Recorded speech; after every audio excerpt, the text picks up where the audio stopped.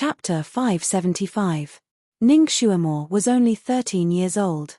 Was it really okay to let her see her old appearance? Was it really okay? Wasn't this too much of a challenge to her mental endurance? Ning Shuamore locked herself in her room and tried all kinds of methods over and over again, but to no avail.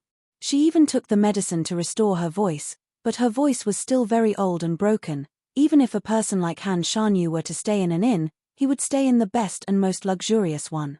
Moreover, it had to be clean and spotless. Everything had to be wiped clean, so even a fly would slip on it. Of course, the place he stayed in would definitely not have flies. In fact, there was not even a mosquito's wing in the entire inn. It was so clean that it was as if it had been thoroughly cleaned by water. Ning Shuamore was actually very puzzled by his connections and methods. She had obviously decided to stay in the inn on the spur of the moment, but Han Shanyu had the means to let her stay in such a clean and high-class room after entering the city. Ning Shuamore stayed in the room closer to the inside. The facilities in the room were almost comparable to the ancient version of the presidential suite. Everything that she needed for daily life could be easily obtained. She even took a medicinal bath. Of course, it did not help her skin recover at all. Ning Shuamore was doing her best in the presidential suite. Han Shanyu sat at a table downstairs and drank tea. He did not need any staff. The tea set, teapot, and tea leaves were all brought by him. Even the few plates of desserts on the table were not from this inn. They were exquisite and small, and each piece of dessert was filled with a cultured aura. There was no one else in the inn.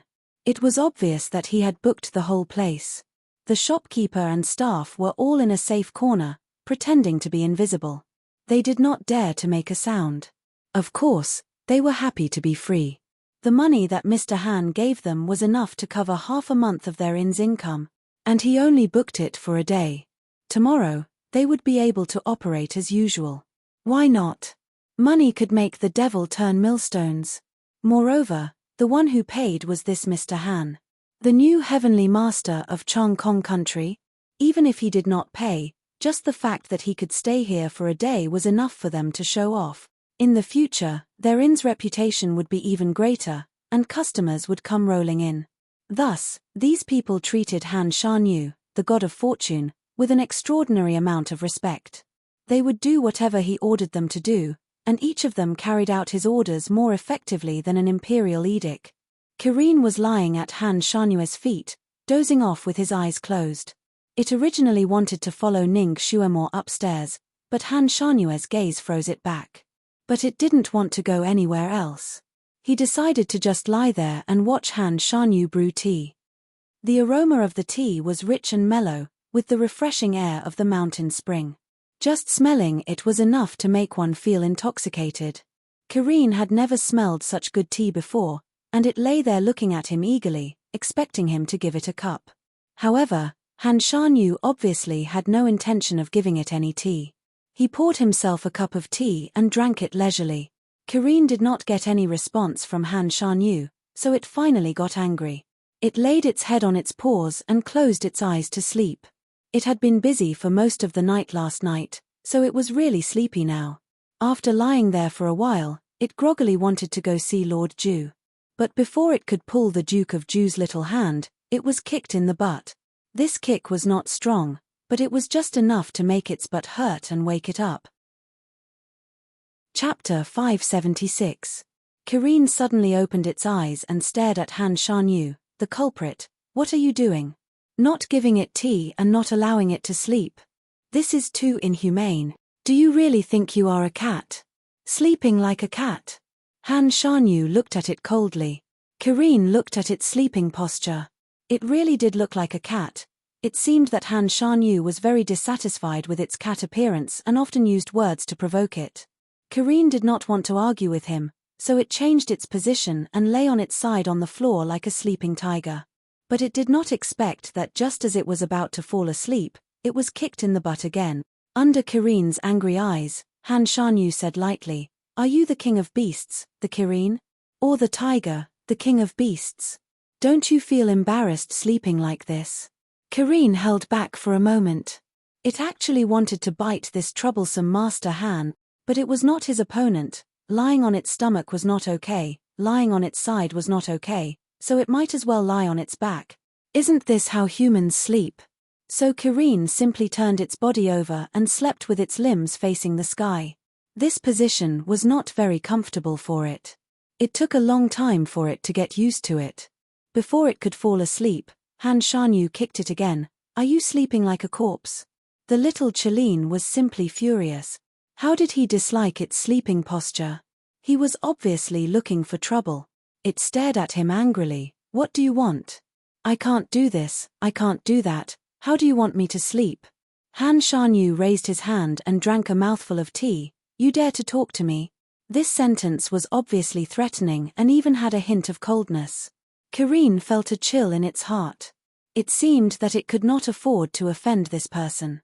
The scales that stood up because of anger slowly calmed down. It muttered, Then how do you want me to sleep? You are a Kirene. Do you need me to teach you how to sleep? Han Shanyu asked back. Kirene wanted to slap him with its claws. It never thought that sleeping was such a difficult choice.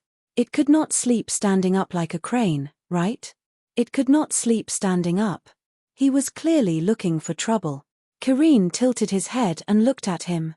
Suddenly, a voice came from the sky. Master, are you in a bad mood? That was why he was tormenting Kirene in such a perverted manner. Han Shanyu tightened his grip on the cup and looked at it with a faint smile. Am I in a bad mood? Kirene had a bad feeling when he saw his expression.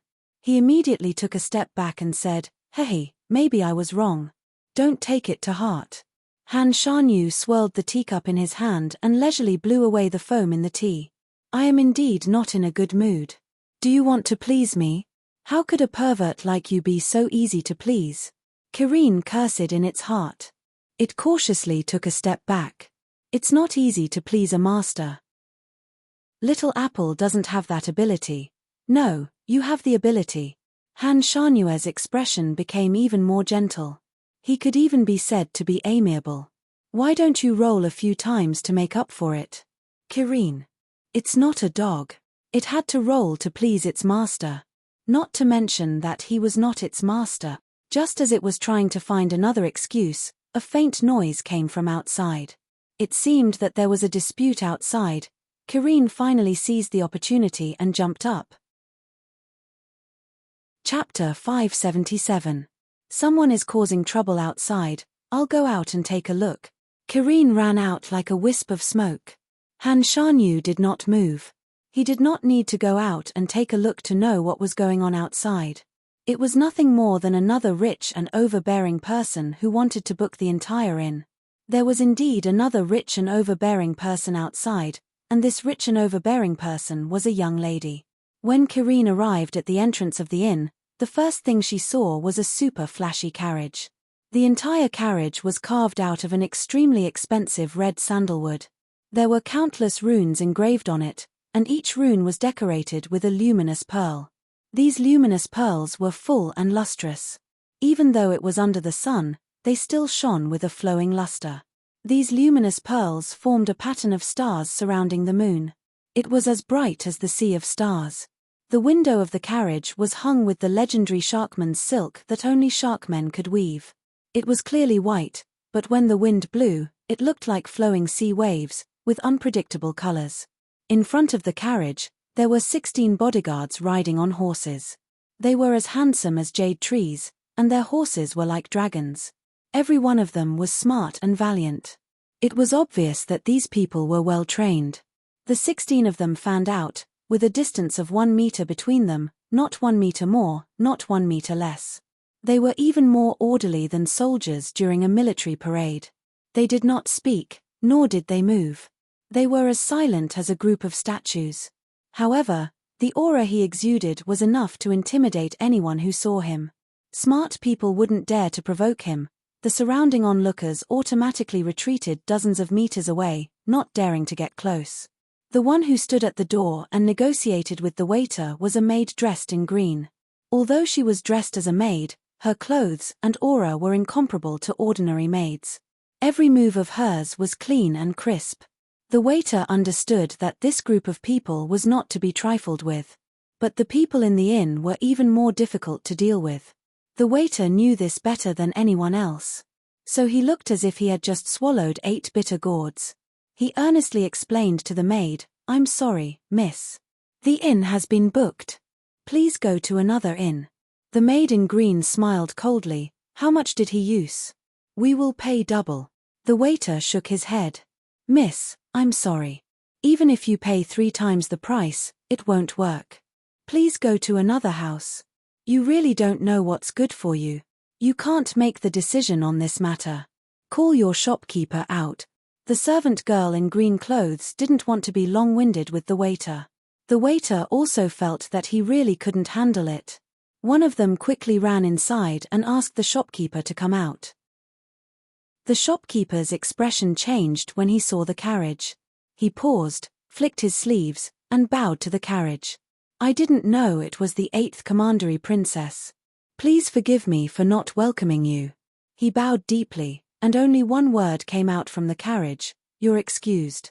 The voice was crisp and carried a natural nobility.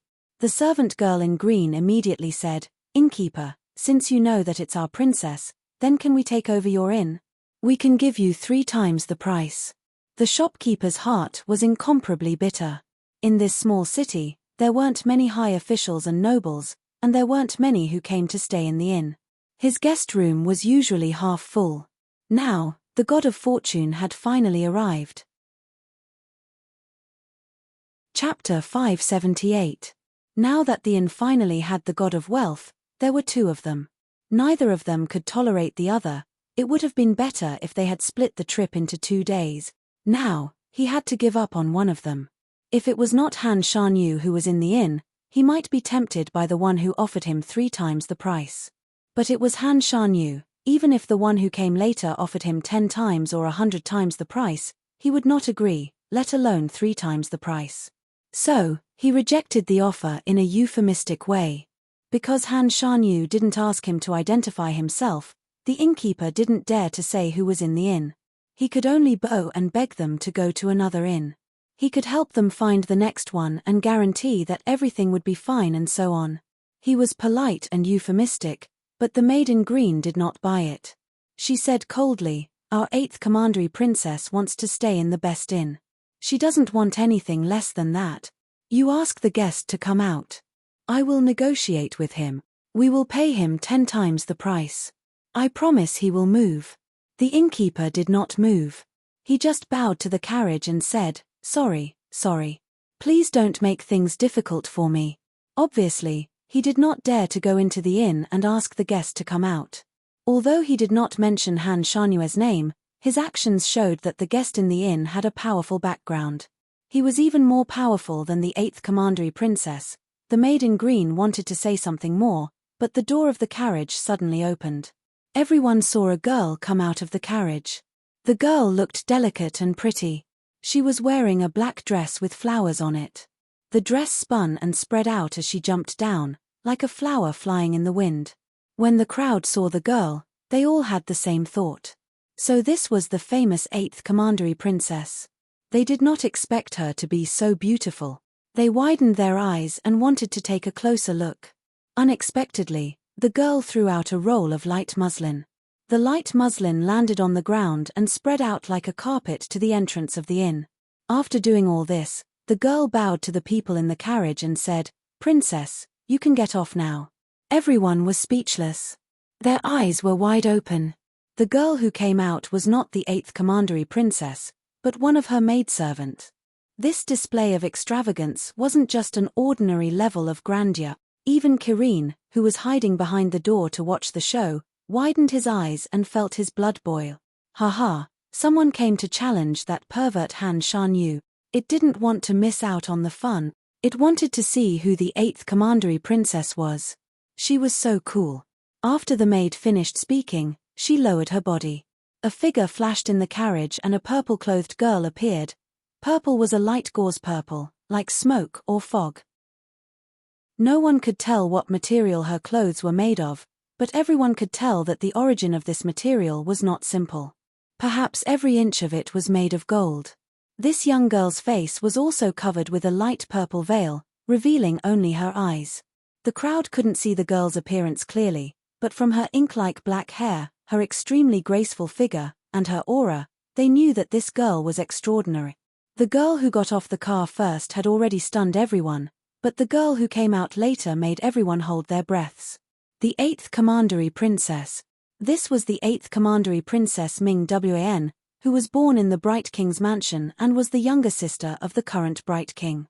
She was famous for being the #1 genius in the power of fire.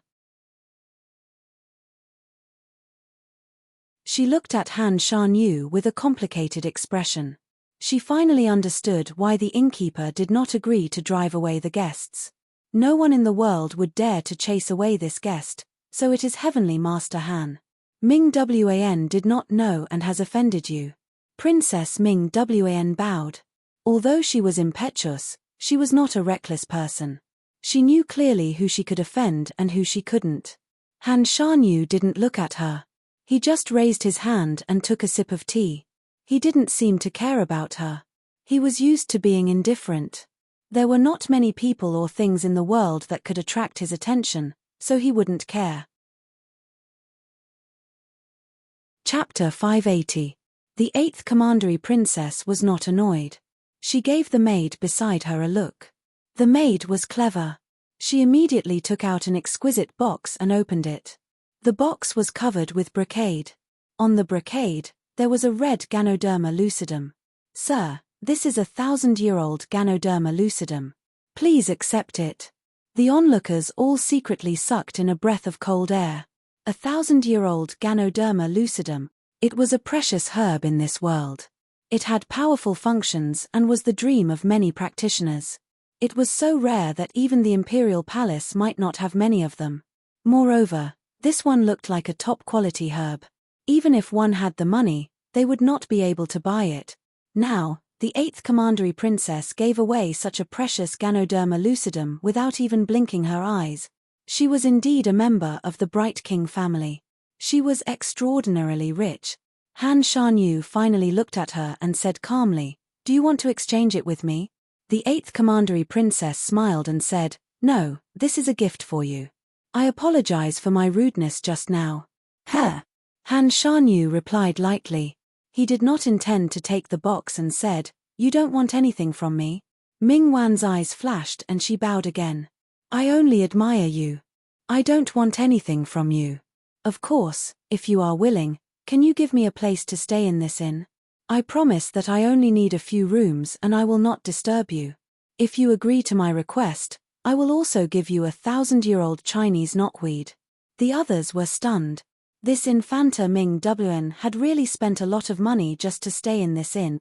She was indeed the daughter of a rich family. She was so capricious. Even Karine secretly gave her a thumbs up. She was awesome. It seemed that the Bright King mansion was not inferior to the imperial family. The 8th Commandery Princess's status was also much higher than Ji Yunyao's. She spent a lot of money just to get a place in an inn in a small town. The crowd was speechless. Han Shanyu had turned around to drink his tea. He was not interested in the 1,000-year-old Ganoderma lucidum or the 1,000-year-old Chinese knotweed. He also did not want to share the limelight with others in the same inn. Just as he was about to speak, a voice suddenly came from the stairwell, "We're changing." The voice was old and hoarse. It was the voice of an old woman.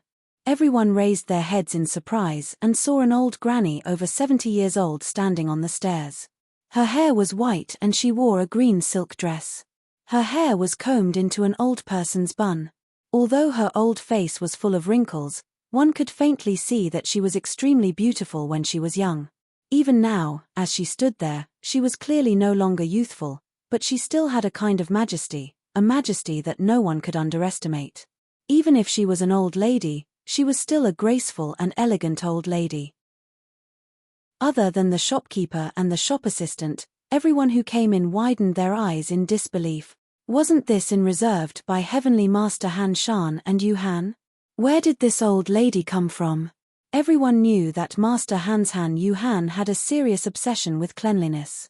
When he stayed in the inn, he would always reserve the entire place and not allow any outsiders to enter. Now, in the inn that he had booked, there was such an old lady walking out so openly. Just this point alone was enough to shock everyone. Everyone looked at her as if they had seen a Tyrannosaurus Rex suddenly appear in the city. Their eyes were filled with disbelief. Chapter 581. Everyone's eyes were filled with disbelief. Even Princess Ming Wan was stunned. For a moment, she did not know how to react. However, what was even more unbelievable was still to come. Han Shanyu, who had always been cold and disdained to look at anyone, was now looking at the old woman. There was even a hint of a smile in his eyes. How is it? The one who came down the stairs was naturally Ning Xuemo. She had been tormenting herself until now, but there was no result at all. She finally gave up. Hearing the movement downstairs, she changed her clothes and came out. She had to say that Han Shanyu had foresight. He had ordered people to prepare clothes for her for the elderly, and the clothes were simple and fitted, as if they were made for Ning Xuemo. After she was dressed properly, she secretly gritted her teeth. It seemed that this great master Han had a very accurate grasp of a person's size. Hearing Han Shanyue's question, she spread out her hands. As you can see, I still look like a bear. Han Shanyue's mood seemed to have improved. His fingers leisurely twirled the teacup. Perhaps you have other methods to try? Ning Xuemo shook her head. No. She had tried all the methods she knew. Her skin had been cut a few times, and now it was still burning. Then you are prepared to stay like this? Han Shanyu smiled faintly. How could this be? She would rather die than stay like this. Ning Xuemo went up and sat opposite him. She picked up the teapot on the table and poured herself a cup. She drank it all in one gulp and put the teacup down. She looked at him like a cat. You have a way, right? Han Shanyu picked up his teapot and did not answer her question. Instead, he said something unrelated. Good tea needs to be tasted. You are drinking it like a cow. Him avoiding this topic proved that he had a way. Ning Xuemo's eyes lit up. In order to return to her beautiful self, she immediately threw away her prideful integrity. She picked up the teapot and poured a cup for him. Of course, she didn't forget to pour a cup for herself. I've learned a lot. I'll drink it gracefully right now. She picked up the teacup and took a sip, looking very elegant. Han Shanyu glanced at her and said coldly, You did it on purpose. Why was he so troublesome? Ning Xuemo gritted her teeth inwardly, but since she was the one asking for help, she couldn't raise her voice to him. He paused for a moment before picking up the teacup in front of him and attentively placing it in his hands. Then, he said sincerely, In the future, I'll try my best to drink my tea as smoothly as the clouds and flowing water. Oh right, great God, you have a way to break that perverse spell, right? Han Shanyu seemed to be satisfied with her attentiveness. He gave her face and took a sip. But his answer kicked Ning Xuemo into the abyss. There's no other way. Ning Xuemo, even he couldn't do anything? Then, was she going to live with this face in the future? Heavens, she might as well be struck by divine lightning.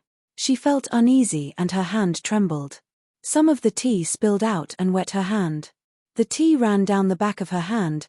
Han Shanyu couldn't stand it. He took out a handkerchief from nowhere and threw it to her. Wipe. Ning Xuemo picked up the handkerchief with a bitter face and wiped the back of her hand carelessly. She didn't wipe very carefully.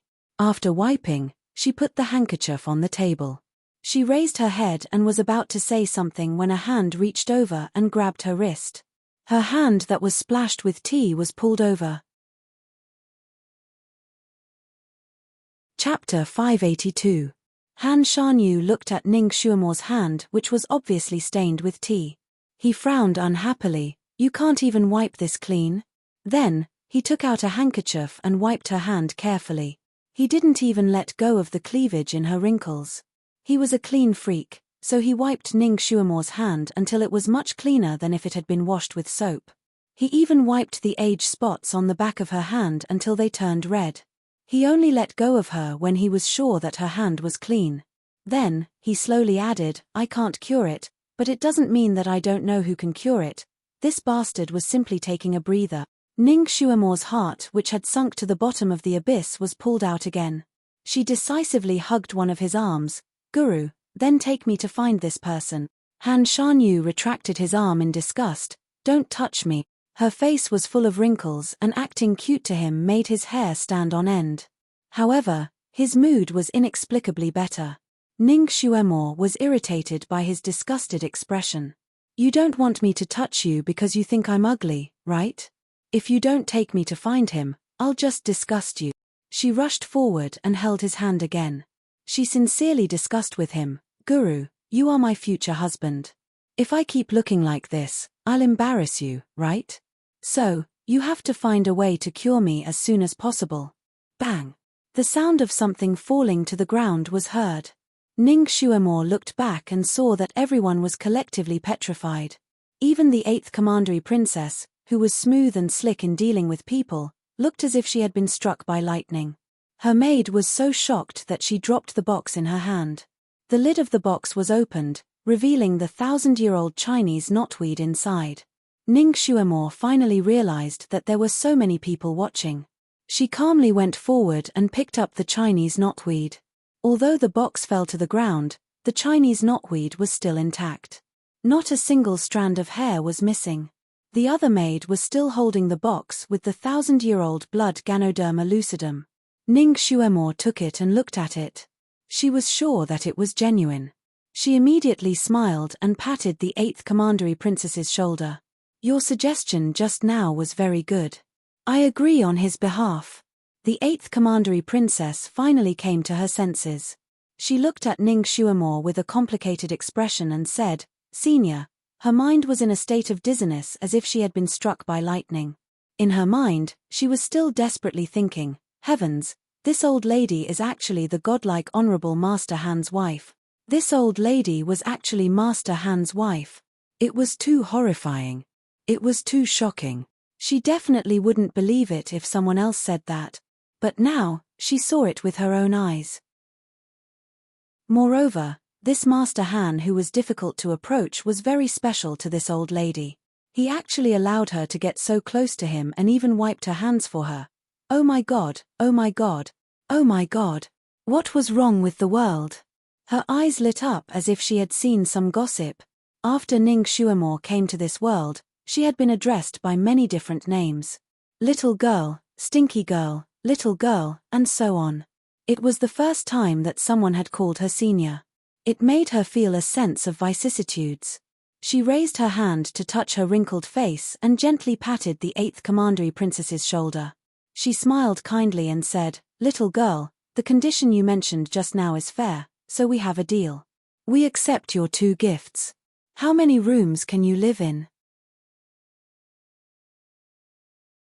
Chapter 583. However, I see that you have quite a number of people and I'm afraid that a few rooms won't be enough. I'm sorry to have to trouble the 8th princess. I have an idea that will allow the 8th princess and your subordinates to live comfortably. Would you like to hear it? Ming Wan was still in a daze and asked subconsciously, what idea? Ning Xuemore smiled kindly, we are old and we don't want to be calculative with the younger generation. We might as well let you have the entire inn and let you live comfortably.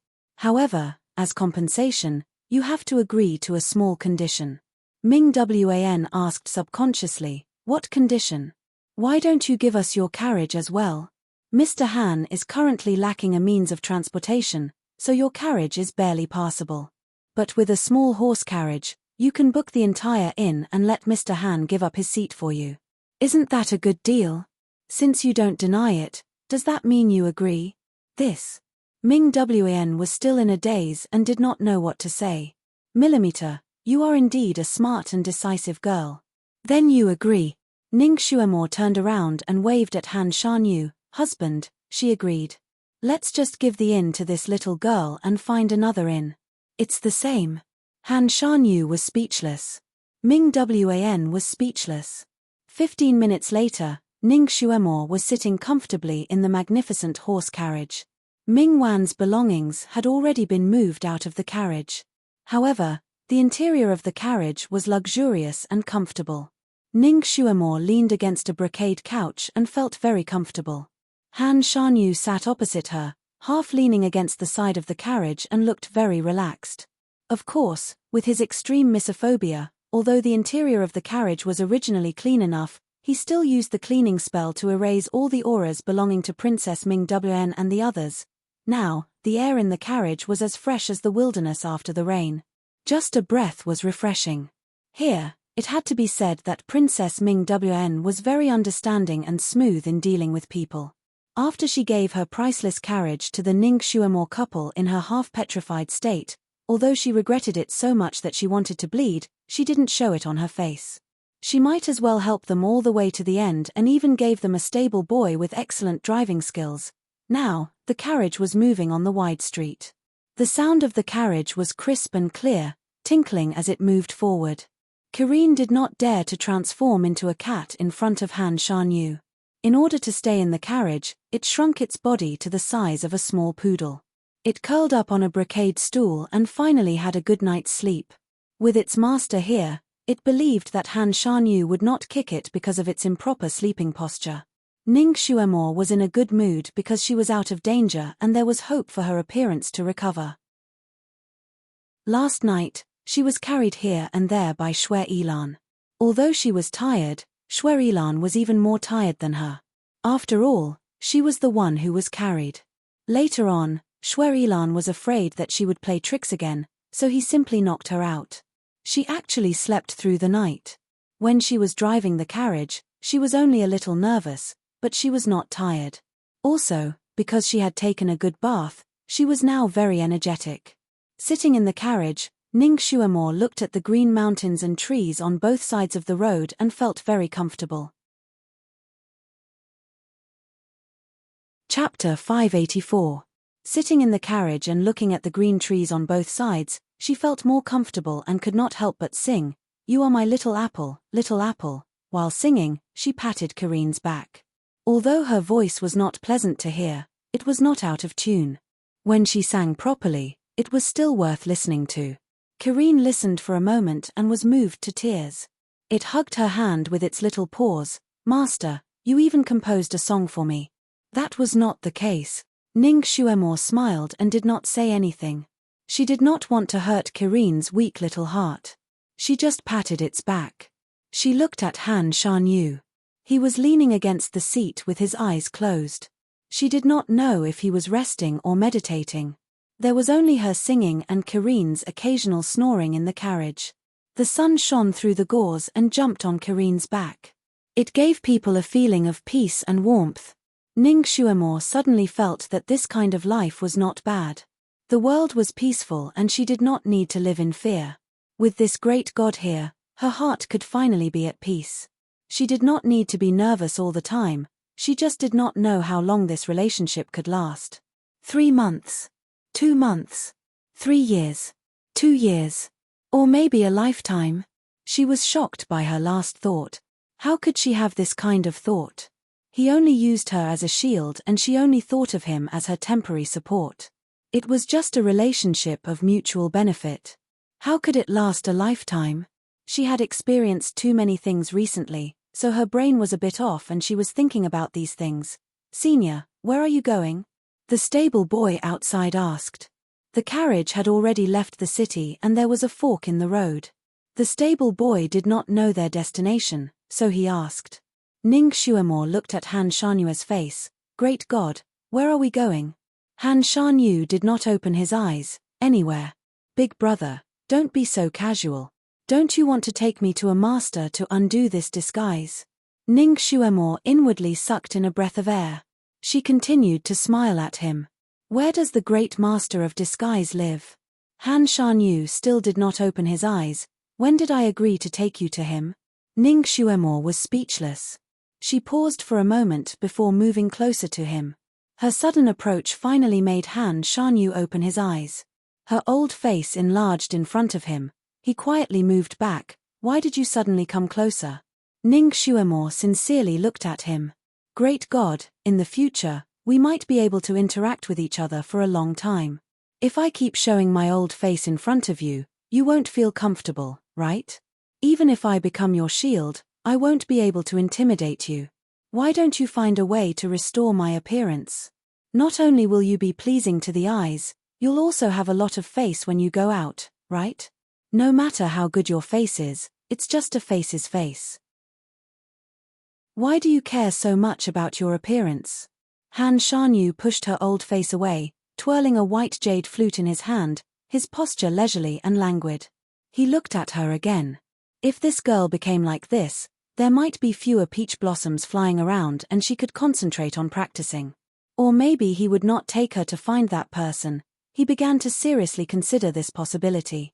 Ning Xuemore was cursing in her heart. Damn it. She was only 13 years old. She did not want to become a face's face. Chapter 585. If he didn't care about his appearance, why did he look like a gigolo? Why didn't he look like an uncle? However, looking at Han Shanyue's expression, he didn't seem to be willing to bring her to find him. Ning Xuemore made up her mind and threw herself on him. She hugged his waist and pushed her head up to his chin. Almighty, look, don't you think I look scary like this? It was indeed scary. Han Shanyu resisted the urge to slap her away. He pulled her hands away and said bluntly, "You will look like this sooner or later." He could already tell that her current appearance was what she would look like when she was older. People will die sooner or later. You can't just strangle a child when he is born, right? Ning Xuemore tried to reason with him. The beauty of life lies in the process, not in the ending that you already know. It was like reading a novel. The reader was looking at the ups and downs of the plot, and the warmth and laughter. Even tears were a kind of beauty. It was not a happy ending that everyone knew. Han Shanyu raised his eyebrows. At this moment, she was sticking close to him like a dog-skin plaster, but he didn't feel particularly annoyed. He even thought it was funny when he saw her white head. If other old ladies were to stick close to him like this, he would probably have slapped them out of the Milky Way. He had never been so close to anyone in his life, let alone hugging his waist. Only this little girl was an exception. Was this also a kind of fate? Han Shanyu looked down at her. What you said seems to make some sense. Ning Xuemore saw that his tone had loosened, so she immediately continued, "What you said is very reasonable. You see, I'm only 13 years old. I'm like a flower that has just bloomed and hasn't bloomed in the wind. If it withered and withered, wouldn't it be too unfair? It also goes against the natural law of life." Han Shanyu pushed her face away. "Why are you blooming? Attracting bees and butterflies? TSK. When did she attract bees and butterflies? She was always unlucky and despised by all kinds of people, okay? Although she did attract some young masters, it proved that her personality was too charming. Even with the title of being a loner, she could still attract suitors, although most of them were rotten suitors. Wait.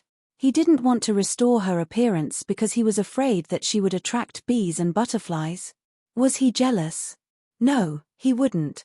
This Almighty probably didn't know what jealousy meant.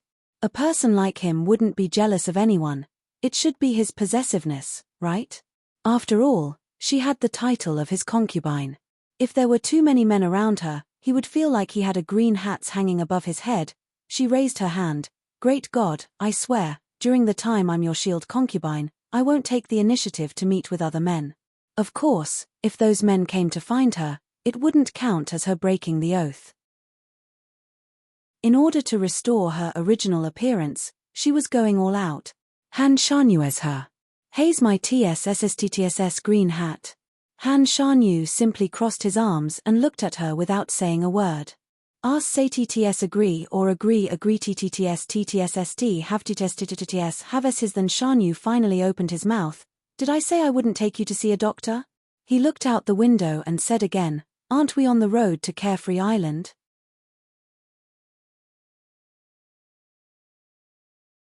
Han Shanyu lowered his eyes and looked at her. He endured for a while, but in the end, he didn't withdraw his leg. He only coldly sent a message to Kareen, who was almost bristling with anger. "Follow behind. If you scare the horse, I'll put you on it." Kareen was speechless. The waves rolled and crashed against the shore. The sound of the waves was endless.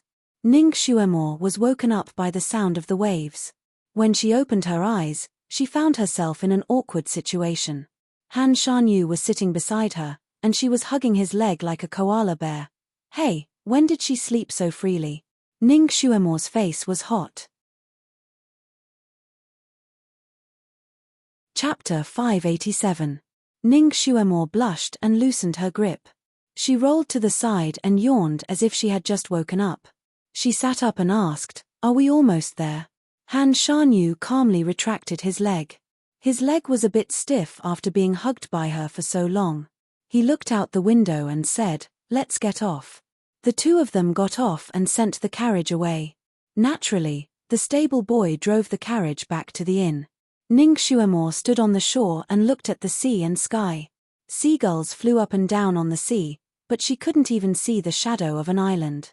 Great God, where is the carefree island you mentioned? Should we hire a boat? Ning Xuemore looked around. This place was very desolate and she couldn't even see the shadow of a boat. No need. Close your eyes. Han Shanyu quietly hugged her waist. Ning Xuemore's heart skipped a beat. This was the first time he had taken the initiative to hug her. However, she also knew that this action didn't mean that he was being intimate with her, but that he was about to use a spell. Was he going to fly with her? Or was the place where the master lived extremely secretive and he was afraid that she would recognize the way, so he wanted her to close her eyes? Great God, can I not close my eyes?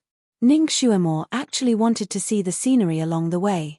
Han Shanyu glanced at her and said, "Up to you." He held her with his left arm and his right hand quickly moved in the air. His speed wasn't fast. Ning Xuemore watched his movements with wide eyes and silently memorized the steps. His fingertips flashed with white light. The white light gradually took shape like the 8 trigrams. A moment later, the bright 8 trigrams reached the place where the sea and the sky connected. A cloud road slowly extended from the horizon. How magical! Ning Xuemore saw the road extend to her feet and couldn't help but step on it. Be careful. Her feet seemed to be pulled by something. The road was like a whirlwind, sucking her in. A 360-degree flip, a 720-degree backflip. Ning Xuemore felt as if she had fallen into a high-speed washing machine. Her body was spinning irregularly like a whirlwind, making her dizzy.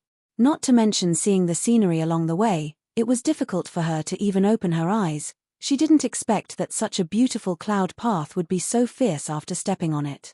It was as if she was riding a furious dragon. Fortunately, her hand was still in Han Shanyue's hand and she was not swept away. This made her feel more at ease. The only thing that made her feel a little strange was that she clearly saw him rolling around with her, but his clothes were not messed up at all. His expression was also as if he was strolling leisurely, and he did not seem to be in a sorry state at all. After tumbling for an unknown amount of time, her body finally rushed out of the cloud path vortex. She was actually in midair. She couldn't keep her balance and fell straight down. Suddenly, his body tightened, as if he had been pulled into someone's embrace. The feeling of the sky and earth spinning finally disappeared, and her feet lightly touched the ground. Although she stabilized her body, her head was still dizzy. Her stomach felt like it was overturning mountains and seas, and she was about to vomit at any moment. It was so uncomfortable that she couldn't open her eyes. A palm pressed on her back, and a faint warm current entered her body, calming her blood that was about to go berserk. After a moment, the dizziness and nausea finally disappeared. Ning Xuemore opened her eyes. Then, she was stunned. The place she was standing on was indeed an island. It was an island filled with the aura of the south. Chapter 588. The snow-white beach, the tall coconut trees, and the tall trees with wide leaves in the distance were lush and green. Not far away, a man wearing a snow-white inner garment and a wide sapphire blue gauze robe was standing not far away. He was waving a flirtatious fan in his hand and looking at them in surprise. To be exact, he was looking at Han Shanyu. After Ning Xuemore saw the man's appearance clearly, she only gave him a precise evaluation of a flirtatious demon. He looked at them as if he was looking at a mirror. He was so surprised that he forgot to wave the fan in his hand. After a while, he muttered a few words. Is the 1,000-year-old sago tree about to bloom? Han Shanyu looked at him indifferently. Rongyu, what did you say? Rongyu. The name was quite elegant, and it also matched the man's flirtatious appearance. Ning Xuemore evaluated in her heart. The man named Rongyu touched his nose. He laughed dryly, nothing much. He strode over and looked at Ning Xuemore from head to toe. He then circled her twice, as if he was evaluating her weight. Ning Shuamore stood there generously and let him size her up. After a while, Rongyu praised, "Exquisite. Superb workmanship." Ning Shuamore was speechless. She naturally knew that Rongyu was praising her disguise technique. Since he could see it at first sight, did that mean that he could solve it? Han Shanyu was more straightforward. "Stop talking nonsense. Rongyu, can you solve this disguise technique?" The man was naturally Rongyu Tianlan. He circled Ning Shuamore again and sighed, "Such a perfect masterpiece, I can't bear to destroy it." Ning Shuamore's lips twitched slightly. She was now so ugly, and it was still perfect. A masterpiece? Could she give such a perfect masterpiece to him? Could she not paste it on him? Rongyu Tianlan was still waving her fan and sighing. "This makeup may be extremely ugly in your eyes, but in the eyes of an expert like me, it's simply like a peerless painting. Even the slightest damage will destroy its imperfections. It's like burning a zither and cooking a crane, spoiling the scenery." Ning Shuamore smiled sincerely. "Thank you for your praise, Your Excellency. However, this little girl is a common person and cannot appreciate this kind of style. I hope Your Excellency can display your wonderful skill and help this little girl undo this disguise." "I can't thank you enough." Han Shanyu was the most direct. "You think this style is good? I'll use this on you later." Rongyi Weshenlan's handsome face darkened. "Eyes were, can you not attack my weak spot?" Of course, he only said this in his heart. He didn't dare to say it out loud. He rubbed his nose and said, "All right, I'll do something that spoils the fun. I'll help this young lady remove her disguise. However, there is a problem. I still need to discuss it with the two of you." "What's the problem?" Han Shanyu raised his eyebrows. Rongyi Weshenlan looked sloppy, but he was very proud of his work. Any kind of problem could be easily solved in his hands. It wasn't easy for the word problem to come out of his mouth. Rongyi Weshenlan glanced at Ning Shuamore and laughed. "This is not the place to talk. Let's go to Huanhua Palace to talk." Just as he said this, he suddenly stopped. He looked not far away and rubbed his eyebrows. There are quite a lot of visitors today. On the snow-white beach, the blue Kirene appeared out of thin air. It looked like it had crawled out of a washing machine. Its tail was clamped and its eyes were covered. Chapter 589. After it appeared, it staggered a few steps before falling down with a plop. It shook its head and got up, then took another 2 steps before falling down again, as if it were drunk. Ning Shuamore couldn't help but laugh as she saw Kirene's appearance. If it weren't for Han Shanyue's help, she would have fallen even more than Kirene did. "Little apple, how are you feeling?" Ning Shuamore walked over to its side. Kirene's 2 claws tightly held onto her. "My head is dizzy. That whirlpool was too strong. I fell from the sky. I thought I would be half dead." Ning Shuamore was stunned. She had clearly seen it appear on the beach out of thin air. How did it become falling? She suddenly thought of something. She looked at herself and her heart skipped a beat. Just now, she had been spinning in the whirlpool like that. Logically speaking, her clothes and hair should have been in a mess. But she looked at herself. Her clothes were neat and her hair was not messy. How did she look like she had just spun out of the whirlpool? Could it be that the whirlpool just now was just an illusion? Sure enough, before she could ask Han Shanyu for confirmation, Rongyi Weshenlan waved his fan and said, "Mister." He was a bit tongue-tied when he called Han Shanyu, as if he wasn't used to it. He coughed and said, "Brother Shanyu, why didn't you let them close their eyes when you brought them in?" With their cultivation, if they didn't close their eyes, they would have been mesmerized by the illusions. Han Shanyu glanced at Ning Shuamore and lightly said, "They brought it upon themselves." Ning Shuamore, she didn't know. Would he have died if he had said a few more words? Kirene was still holding onto her skirt to get rid of the dizziness. Ning Shuamore was a bit puzzled. Wasn't this little guy a god beast? Why was it dizzier than her? That Rongyi Weshenlan was also a very understanding person. He seemed to understand Ning Shuamore's doubts and explained to her, "The enchantment around my carefree island is not something that anyone can casually enter. You have to use your telekinesis to break the barrier when you enter, And it's best if you have someone you're familiar with to hold your hand when you enter, so that you won't feel dizzy. This Chilean beast isn't being held by you guys, but it's following behind by itself. It didn't know how to close its eyes, so naturally, it felt even dizzier. It's already very capable that it didn't faint. It turned out that there were so many dows. Ning Xuemore expressed that she was enlightened, but at the same time, she glanced at Han Shanyu with disdain. If he had explained things to her back then, she and Karine would not have ended up like this. Han Shanyu casually turned around and said, "Let's go." The group of people walked towards the building not far away. A deep thought flashed through Rongi Weshenland's eyes. This was the first time he had seen someone talk to Di-Zwe like this, and it was also the first time he had seen Di-Zwe bring someone over, let alone an ordinary person. It was also the first time he had seen Di-Zwe hold hands with someone, and he had even quietly hugged her. He knew Di-Zwe's obsession with cleanliness better than anyone else. When they were playing chess, whenever their fingers accidentally touched, Di-Zwe would use a cleansing technique to clean it. If Yunshi unintentionally pulled on his sleeve, he would also quietly change his clothes. This Di-Zwe, who was so obsessed with cleanliness that even gods and men hated him, would naturally get close to an ordinary girl. Although he had always been cold to the girl, he didn't reject her approach. He even took the initiative to approach her, whether intentionally or unintentionally. Concubine. Perhaps in Di-Zwe's eyes, this girl wasn't as simple as a concubine. He had never heard of anyone's concubine receiving such treatment. Chapter 590. His gaze fell on Ning Xuemore's body, as if he was trying his best to see through her aged appearance to see her true beauty. What kind of stunning beauty could receive such special treatment from Di-Zwe? He waved his fan and walked side by side with Ning Xuemore, sizing her up from time to time.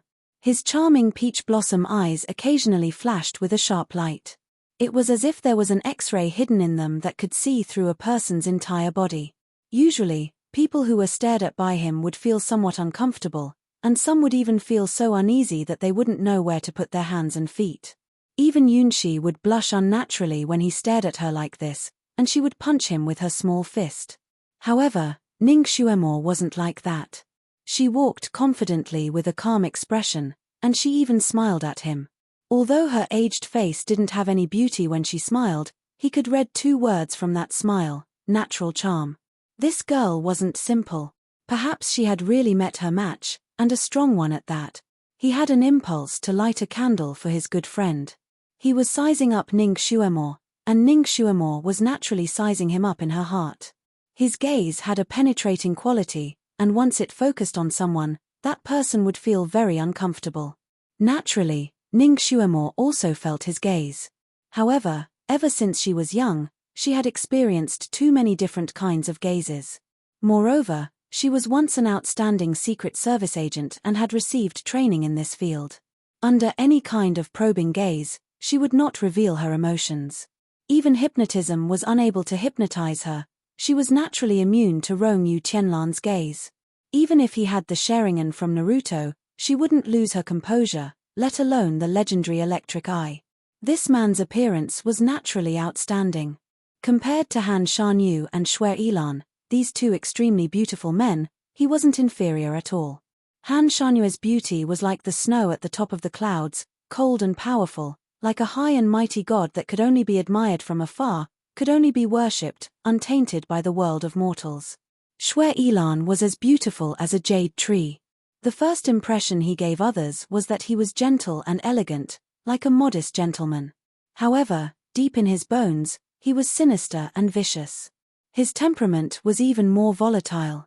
His aura was undoubtedly extremely powerful. Once it exploded, it would make people feel a chill down to their bones. As for the man in front of her, he was languid and flirtatious like a Persian cat walking on the piano keys. His every move was elegant and picturesque. He looked a little sloppy, like a dissolute wastrel. However, there was also a natural and noble aura on his body. His status was probably not low, and looking at his expression towards Han Shanyu, although he was respectful, it was not the kind of respect that a subordinate would have when meeting his superior. Instead, it was more like a friend, or even a close friend. Who would have thought that the high and mighty Han Shanyu would have friends by his side? Looking at the place where this person lived, it was obvious that he was also an otherworldly expert. Ning Xuemore looked at the scenery of the island without batting an eyelid. The blue sky and white clouds were like a wash. In the distance, the sea waves were like waves. It was a picturesque painting. All kinds of exotic flowers and herbs could be seen everywhere on the island. Originally, the extremely rare herbs in the mountains were growing here. There was a faint fragrance of flowers in the air, refreshing the mind and making people feel refreshed. Further away, there were several pavilions built on the mountainside. The roof was made of glass, and the walls were made of tortoiseshell. Chapter 591. In the distance, there were several pavilions built on the mountainside. Glazed tiles were used as tiles, and tortoiseshell walls were used as walls. In the deep and shallow green forest, there was either a pavilion or half a body, like a beauty covered with a veil. The most beautiful thing was this kind of hazy charm. How is my mountain residence? Rongyue Tianlan waved his fan and struck up a conversation with Ning Xuemore. It's a utopia. The beauty of the scenery is picturesque. Ning Xuemore gave him the most pertinent and highest evaluation. Rongyue Tianlan smiled and squinted his eyes. He waved his fan even more vigorously. This evaluation is pertinent. You are indeed my soulmate. My place is indeed the most beautiful place in the world. Unlike someone who usually has noble taste but can't appreciate the beautiful scenery here. He even said that it was gaudy and vulgar. When he said the last sentence, he glanced at Han Shanyu who was walking in front. Obviously, this someone was referring to Di Zue who was like a snowy mountain. Ning Xuemore shook her head. If Brother Rongyue's place is called vulgar, then there is really no place in the world that isn't vulgar. Her words were, firstly, the truth. Secondly, she now had a favor to ask of him.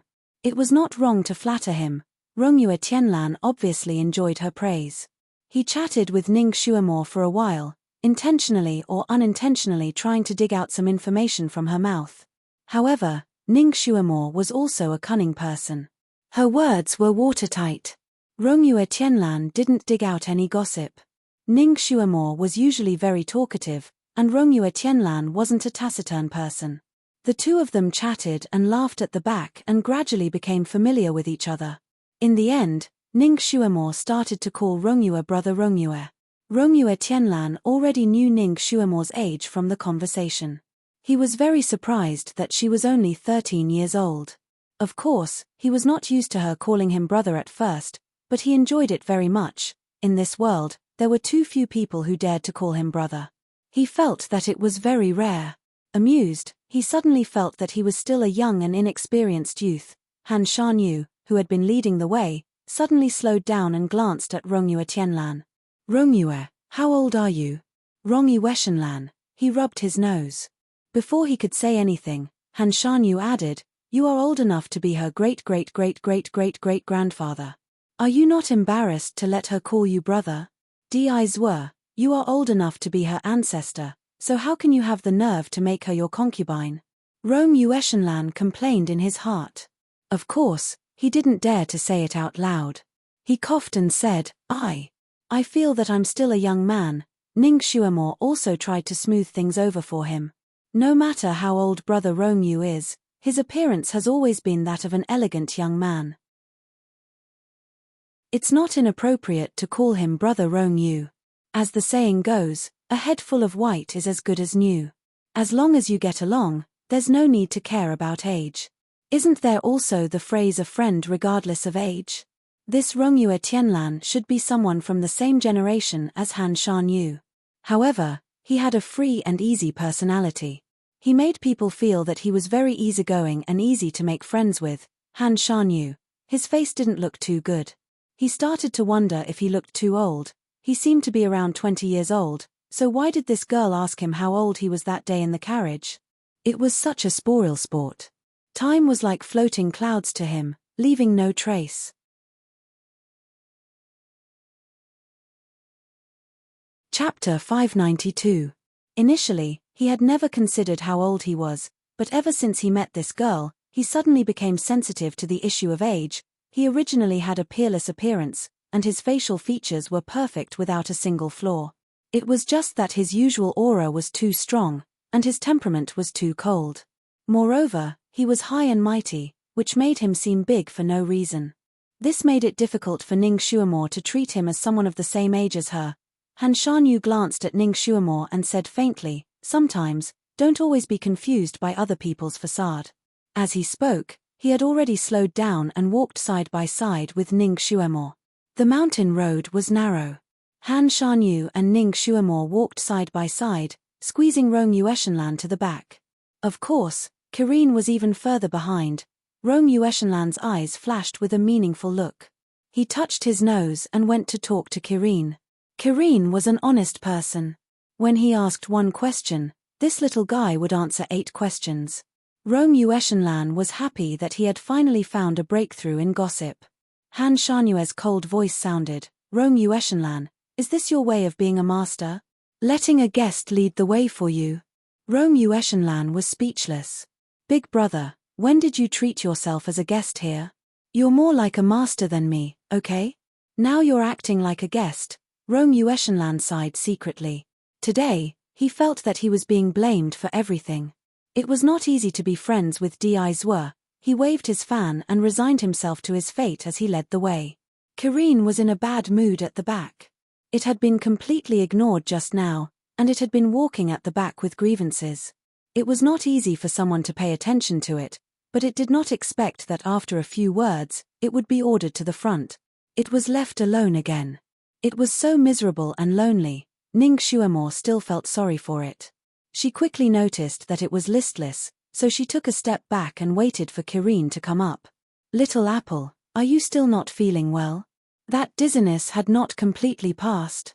Wow, Master finally noticed it. It seemed that if it was uncomfortable, its master would be more concerned about it. The little Cheline was blessed with good fortune. Its tail drooped even more, and even its ears drooped down. It used a nasal sound to say, still a little dizzy. It even staggered a bit. The little Cheline's face was bright blue. Even if it was uncomfortable, it wouldn't show its sickly pale face. Therefore, Ning Xuemore simply touched its forehead and rubbed its ears. After all, she had raised Kirin for a while. Ning Xuemore knew that when Kirin was really uncomfortable, its ears would heat up, and its forehead temperature would be lower than usual. Kirin felt very comfortable and warm from her touch. She couldn't help but touch her hand with the corner of her mouth again.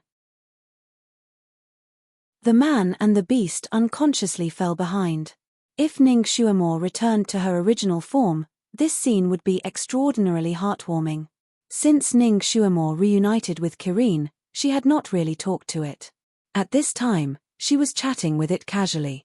She suddenly thought of something and asked, "By the way, Little Apple, weren't you traveling with the Almighty and the others? Why haven't you arrived by the time they've reached the outskirts of Fenglan City?" Kirin felt wronged. "Shui Ilan, that pervert, cut off the telepathy between you and me. He also changed your scent, so I couldn't smell you even if I wanted to. I was very anxious." It gave a brief account of what had happened in the brothel.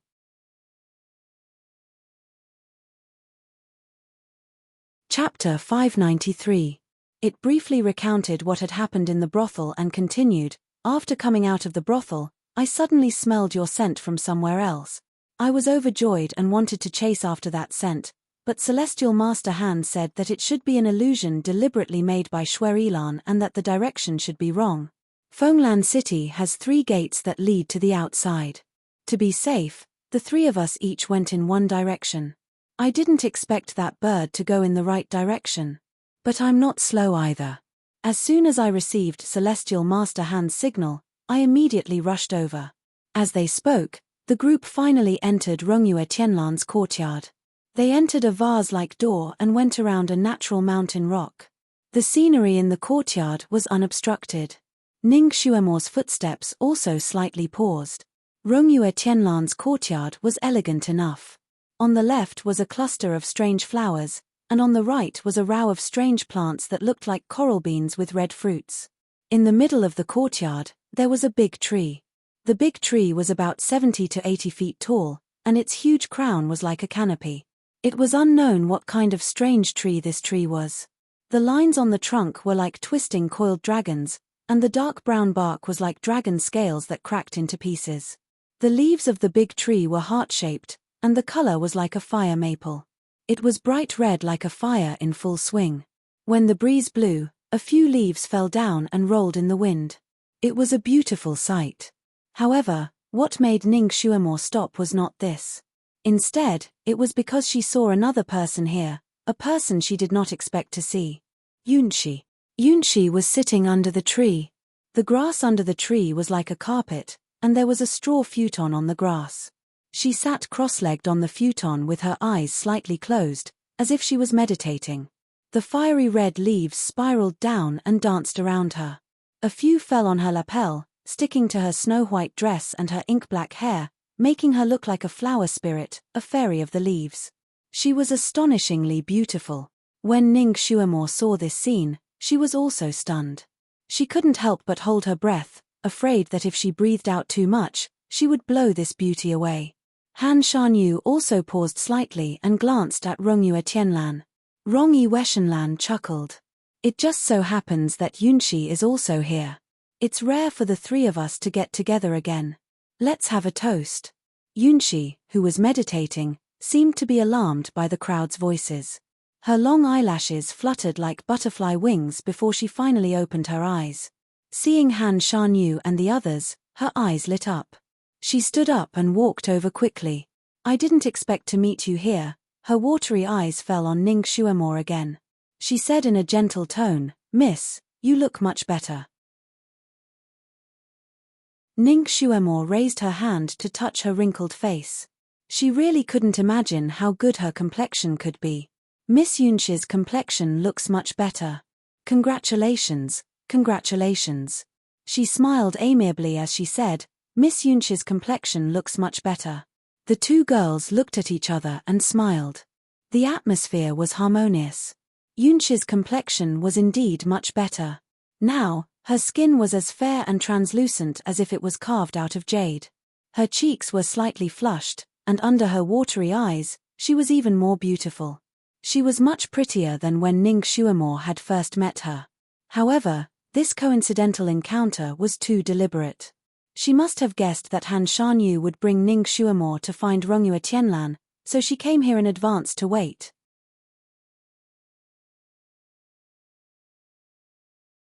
Chapter 594.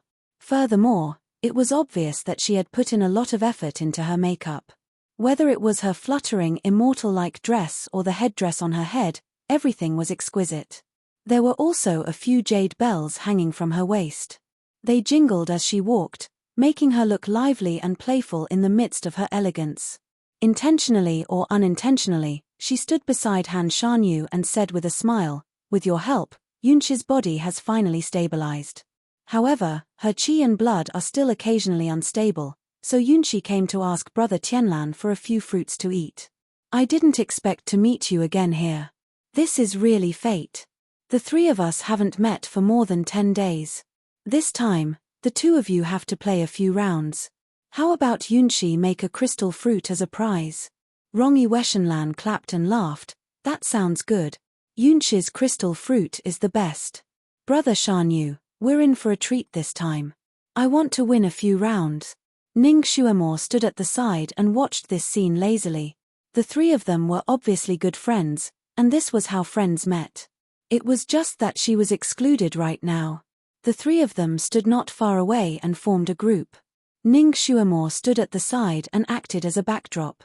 She was just a concubine who could be used as a shield for Han Shanyu, and the two of them had intentionally excluded her.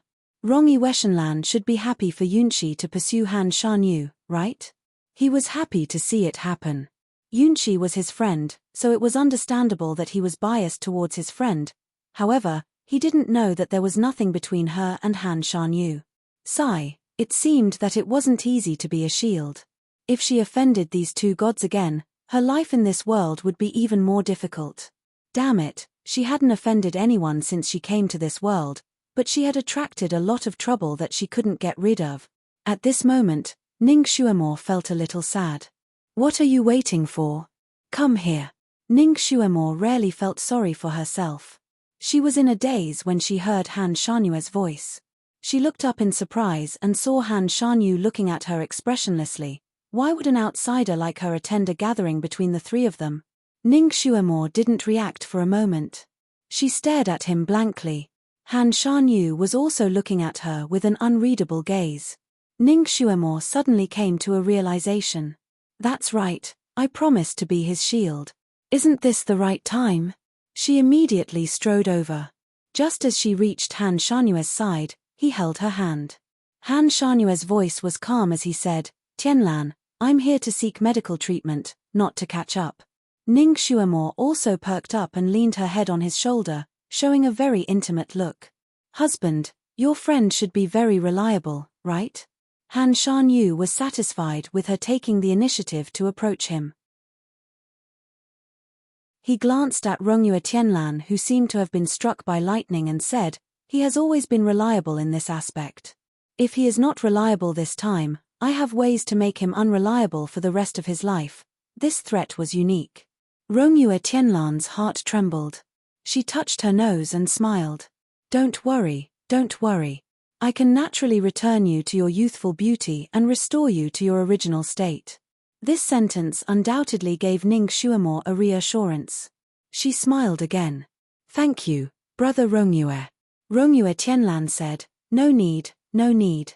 You are Di. Brother Shanue's wife. In the future, you will be my sister-in-law.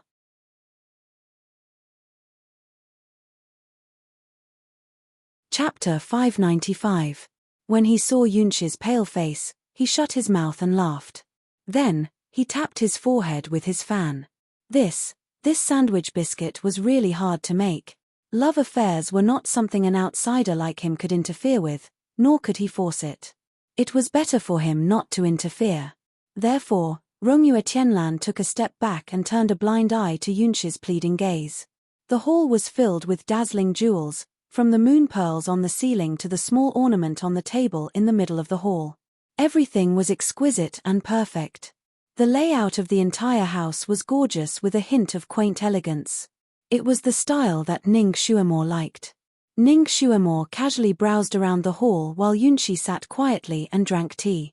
After entering the hall, Rongyue Tianlan had invited Han Shanyu into a secret room to have a private talk. Only the two love rivals were left in the hall. A servant came forward to serve them fragrant tea. The tea was good, and the refreshments were also unprecedentedly exquisite. Ning Xuemore did not have much interest in tasting them.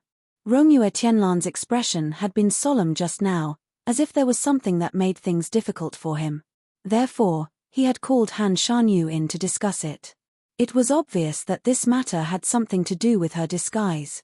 She did not know how to undo it. Ning Xuemore was a little uncertain. Besides, she and Yunqi had nothing to talk about. The atmosphere between them was slightly awkward.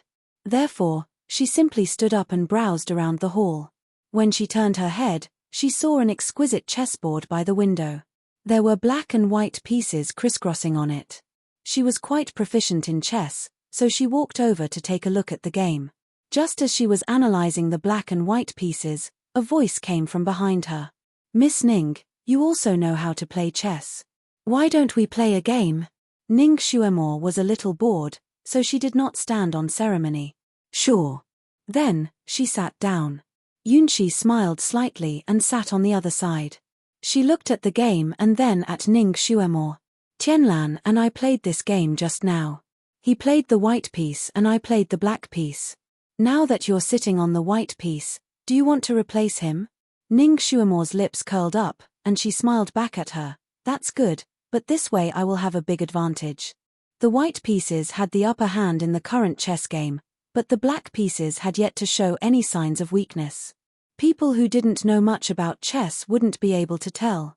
And Ning Xuemore's words clearly indicated that she had already seen through it. And she had only stood in front of the chessboard for less than a minute. Yunqi pursed her lips and calmly sized up Ning Xuemore. Please. The two of them began to play chess. Yunqi was quite talented in chess, and she had watched two chess experts for many years. Naturally, she was very accomplished in the game. Although her Go skills were not as good as her two friends, she rarely met opponents outside. She could be considered a Go expert. Therefore, although she could see that Ning Xuemore was good at chess, she didn't take it to heart. She also wanted to take down Ning Xuemore's prestige in the chess game, so she didn't show any mercy. She found that Ning Xuemore didn't play according to common sense. When she started to play the first few pieces, she simply hammered here and there without any order. At first, Yunqi sneered at her in her heart. However, after a while, she was no longer happy in her heart. Ning Xuemore's moves were strange. She often inadvertently took a few pieces from her and disrupted her deployment.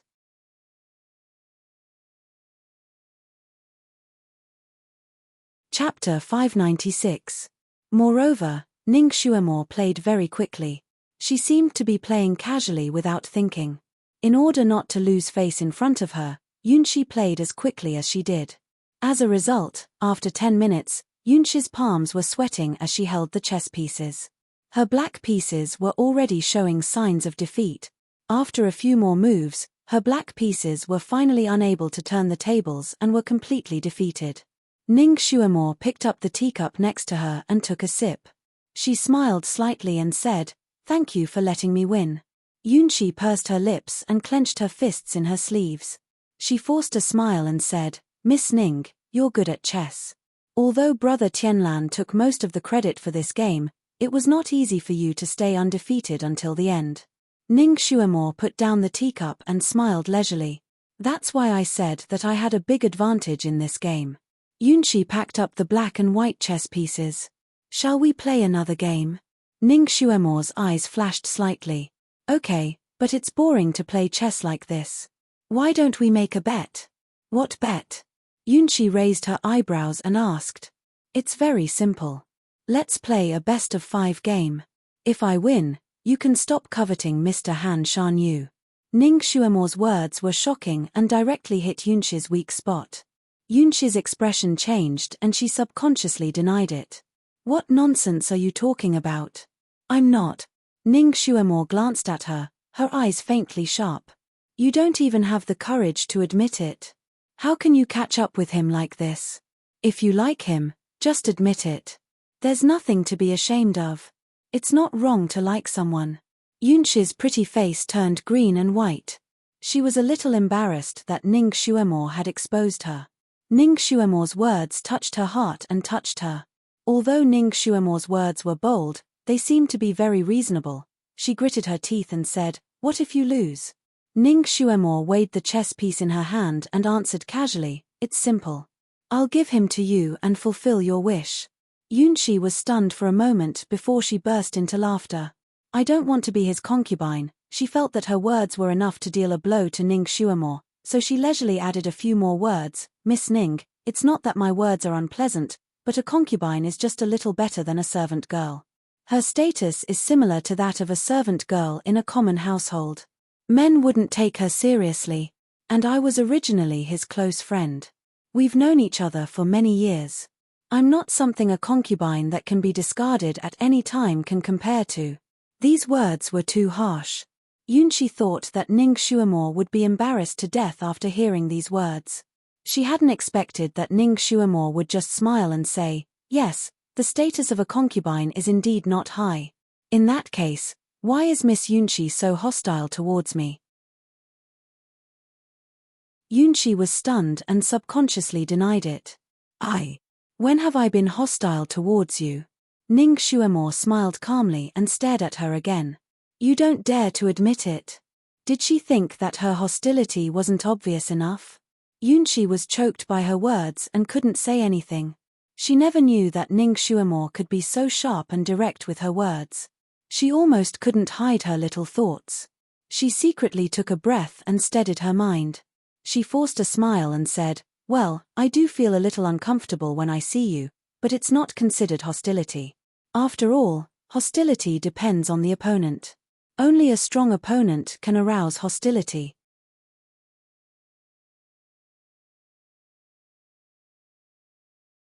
Chapter 597. Ning Xuemore smiled and said, "Do you think I'm not worthy of your hostility?" Yunshi snorted and said, "You're just his concubine." She looked at Ning Shuamore's face and said, "Miss Ning, do you think that he treats you well, so you're feeling smug? In fact, he treats you like a plaything. He has a very bad habit that you probably don't know about. He's lived for a long time, and life is boring, so he often cultivates a few small interests to pass the time. For example, he raised rare animals for a period of time. He raised foxes, leopards, and so on. He even raised Cheongqi. He did his best to raise them and treated them very well. He made them think that they belonged to him and that he would spoil them for the rest of their lives." She picked up the teacup beside her and took a sip before looking at Ning Shuamore's expression. Ning Shuamore's face was full of wrinkles, so she couldn't tell whether she was in a good mood or not. Yunshi smiled faintly before she continued. However, he was no longer interested, so he put these precious beasts aside. He gave them away and set them free. My snow lion originally belonged to him, but he later gave it to me as a mount. Tianlan Swanni was also a gift from him. After these rare animals were sent away, they realized that they were just passers-by in his life. After a few years, he didn't even remember their names. Ning Shuamore turned the teacup in her hand and seemed to be very interested. When she heard Yunshi pause, she said, "Continue." Yunshi was stunned and looked at Ning Shuamore again. Did this little girl really not care, or was she very calm? She couldn't help but want to poke at Ning Shuamore.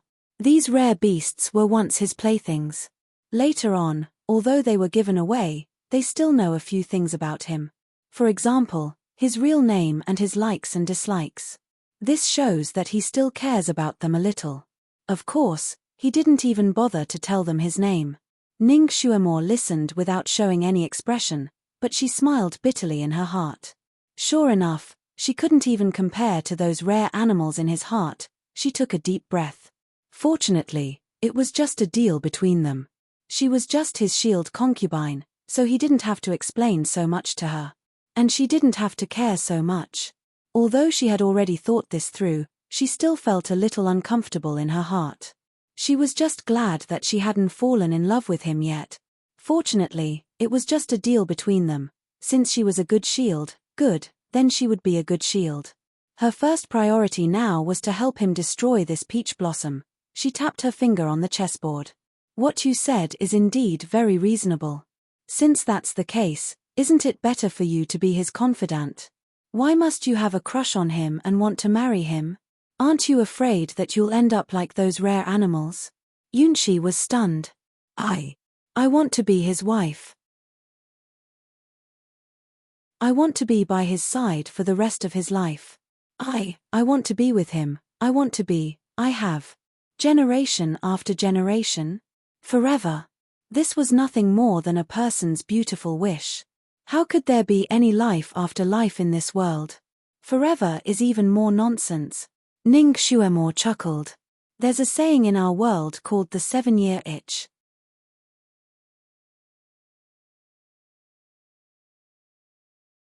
Chapter 598. Ning Shuamore chuckled. In my world, we have a saying called the 7-year itch. There's also a saying that marriage is the grave of love. It means that no matter how much love two people have, once they live together for a long time, they will eventually get tired of each other. Humans have such a short lifespan. What's more, immortals like you who have limitless lifespans. You said it yourself.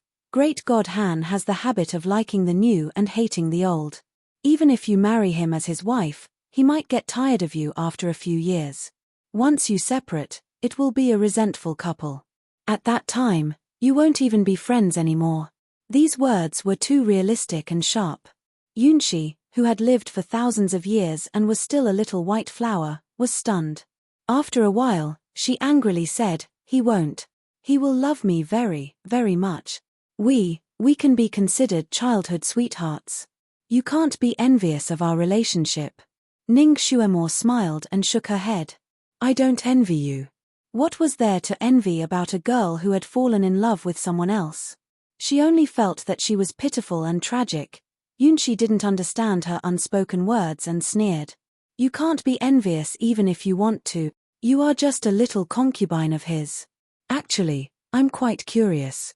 Since you have been by his side for thousands of years, why can't you make him fall in love with you? Aren't you afraid of lowering your status and attacking the concubine you despise the most? Could it be that you are envious of the position of concubine? Are you just too embarrassed to say it? Ning Xuemore looked at her with a smile. Her words pierced Yunxi's heart. Yunxi had originally wanted to attack Ning Xuemore, but she hadn't expected that after saying so much, she hadn't attacked Ning Xuemore. Instead, she had attacked Ning Xuemore. Her face was snow-white, and she clenched her fists.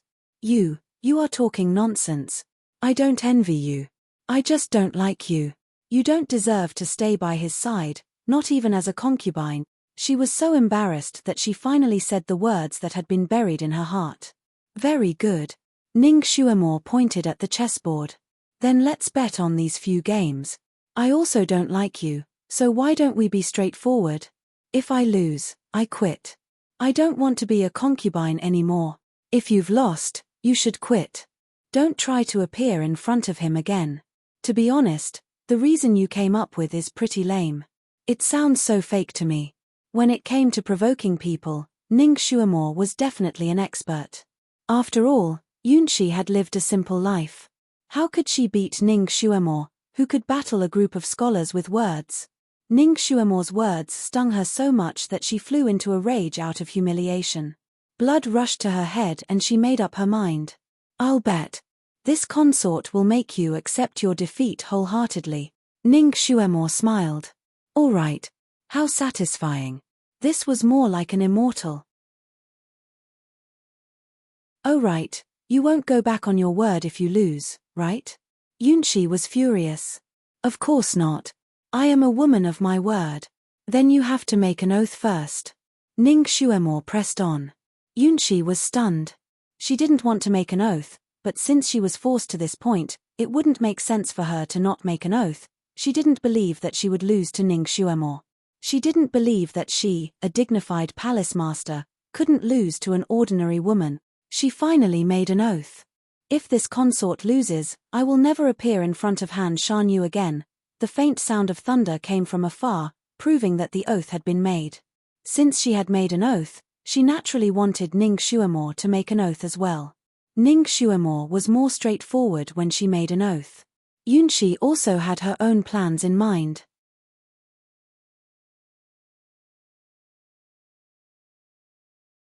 Chapter 599.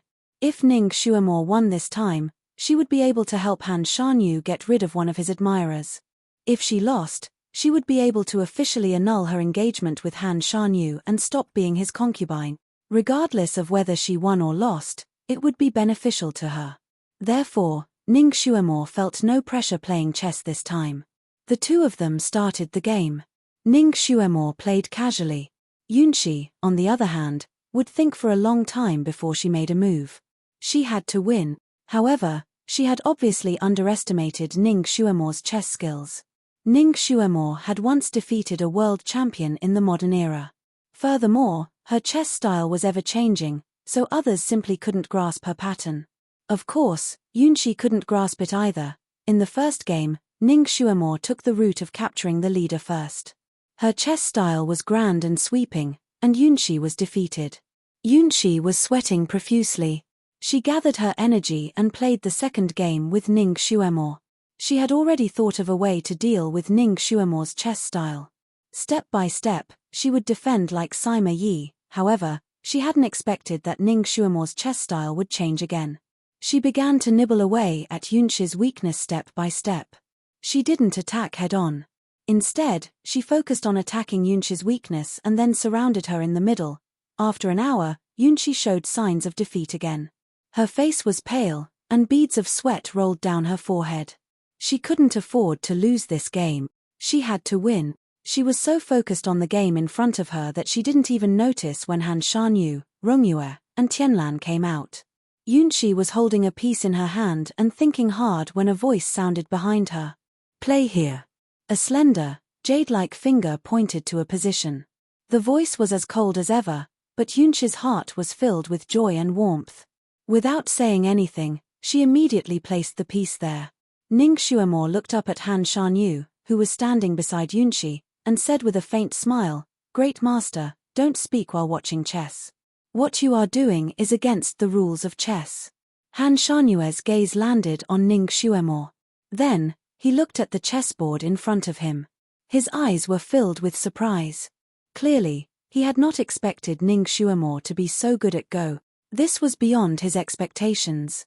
He had always been a chess fanatic, and it was very difficult for him to meet an opponent. Now that he had seen this chess game, his hands were itching. Yunqi's side was clearly losing, so he could easily salvage the situation. He tapped the chessboard with his finger. "Yunqi, get up." Yunqi, who was secretly delighted, stood up gracefully. "All right, please help me win this round, sir." She then gave up her seat. Han Shanyu switched to another chair and sat opposite Ning Xuemore. Ning Xuemore looked at him.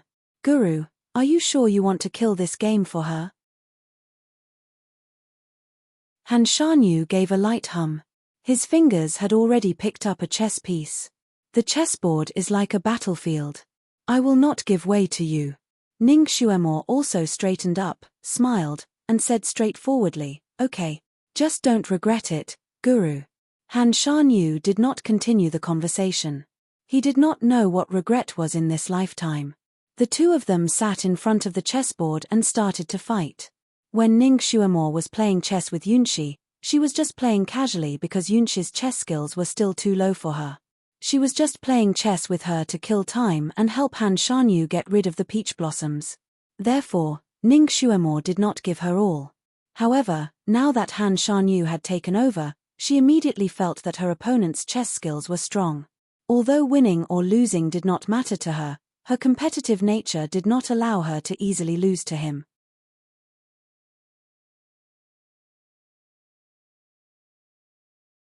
Chapter 600. Ning Xuemore immediately perked up and began to fight seriously with Han Shanyu. The two of them went back and forth, and it was an eye-opener for the two spectators. Yunqi's face turned pale after watching for a while. She had finally witnessed Ning Xuemore's chess skills. Ning Xuemore's chess skills were much better than she had imagined. If she had continued to play with her, she would have lost all 3 games without a doubt. There was no suspense at all. She hadn't expected this girl to have such an ability. She was clearly just a teenage girl. How could her chess skills be better than hers, who had been immersed in the game for thousands of years? Unfair. It was too unfair. Romeo Tianlan was also a chess fan. At first, he didn't take Ning Xuemore seriously, but after watching for a while, he had a whole new level of respect for this little girl. This little girl's chess skills were unprecedentedly high. An expert. Her moves were simply too cool. Every move was within reason, but also beyond his expectations. She gave him a surprise every few moves. When Ning Xuemore and Yunqi were playing, it was still an ordinary game. However, after the two of them fought for half an hour, the situation on the chessboard had completely changed. The two of them each made strange moves, and the game was full of ups and downs. It was like two strong opponents on a battlefield filled with smoke. Although flesh and blood were flying everywhere, it still made people's blood boil. Romeo Tianlan was delighted to see this. He couldn't wait to chase Han Shanyu away so that he could have some fun too. He watched from the side and even forgot to wave his fan. His eyes were fixed on the chessboard as he pondered the game. Playing chess really didn't care about age. Talent was extremely important. This was also why sometimes a teenager could kill everyone, defeat national chess players, and create miracles. The world of chess had no lack of miracles. There were often dark horses that jumped out to amaze people. Ning Xuemore was no doubt such a dark horse. She was good at calculation and setting up traps for others. Chess was a perfect match for her.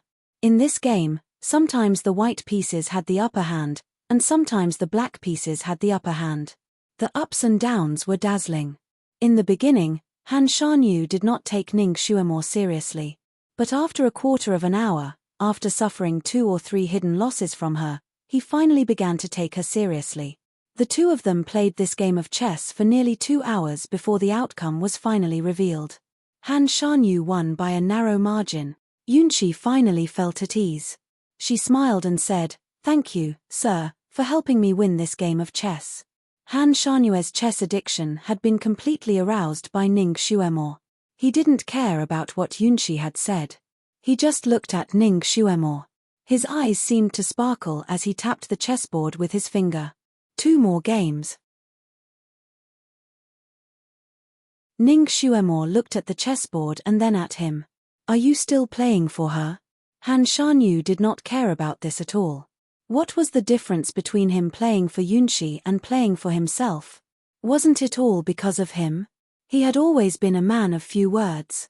So, he only made a sound of agreement and urged her to continue. Ning Xuemore's eyes flickered slightly.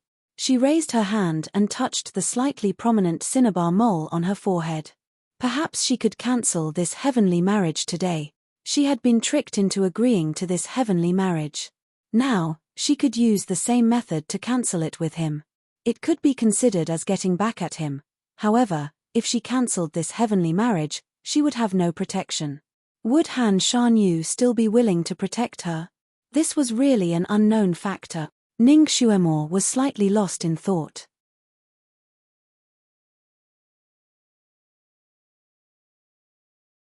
Chapter 601. Han Shanyu glanced at her and pursed his lips. How could this girl be distracted while playing chess with him? He was slightly unhappy, but he did not point it out. The chess pieces in his hand were like a storm, and within a few minutes, Ning Xuemore was forced to retreat. By the time Ning Xuemore regained her senses, it was already too late. She could only lose miserably. Ning Xuemore, if you get distracted again in the next game, I will let you enter the chess game and let you experience the consequences of a general's mistake. Han Shanyu was obviously not in a good mood. His voice seemed to carry a layer of frost. Ning Xuemore glanced at him and took a deep breath. She suddenly asked, Great God, if I was not your concubine, would you still care about my life and death when I was in danger? Han Shanue's fingers paused, and he looked at her with a cold gaze. Why do you ask? The heavenly marriage had already been set, and she still wanted to escape? Ning Xuemore smiled. Hypothetically not. The snow-white chess piece spun on Han Shanue's fingertips, directly blocking Ning Xuemore's words. Yunxi smiled at the side. There are millions of people in this world, and how many of them are personally protected by Mr. Miss Ning is so smart, even without Mr.'s protection, you would still be able to live a good life, right? Ning Xuemore glanced at Yunxi and said indifferently, If Mr. Han did not say that I was a jinx, perhaps I would be able to live a better life. It was all because of this jinx. You were originally a jinx, and I was only judging you. If I did not say it, you would have already become Lehin Thai's beast concubine. Han Shanue's gaze was faintly sharp. Or do you actually want to marry that old man? Ning Xuemore was stunned. She thought about the situation before she was called a jinx. Various sects were vying for her, Lehin Thai's imperial edict to make her a concubine, and Ji Yunhuang's marriage proposal. At that time, her surroundings were indeed turbulent, and there was not a moment of peace. It seemed that after the rumor that she was a heavenly calamity star, the various forces that were hiding in the dark finally calmed down. Her reputation was a little bad, but she didn't suffer any other losses. So you're saying that it's for my own good that you criticized me in front of everyone? So you only understand now. Han Shanue's voice was still calm. Exposing her identity as a heavenly calamity lone star was indeed the quickest way to get rid of the troubles around her, the most effective way to get rid of those peach blossoms. Although it was a hindrance to her reputation, she had never cared about this. This was also his initial thought. He always chose the most direct and effective way to solve problems. Usually, he would not consider those minor details. Although it was simple and crude, it could solve the problem once and for all. But after I became a loner, I still got into trouble. Ning Xuemore was not convinced. Han Shanyu paused for a moment and gave her 2 words, You asked for it. Ning Xuemore pursed her lips and carefully thought about what happened after she became a loner. It seemed that it was because of that red-clothed Evildor. If it was not for him finding trouble with her, she could have lived a peaceful life and become stronger step by step.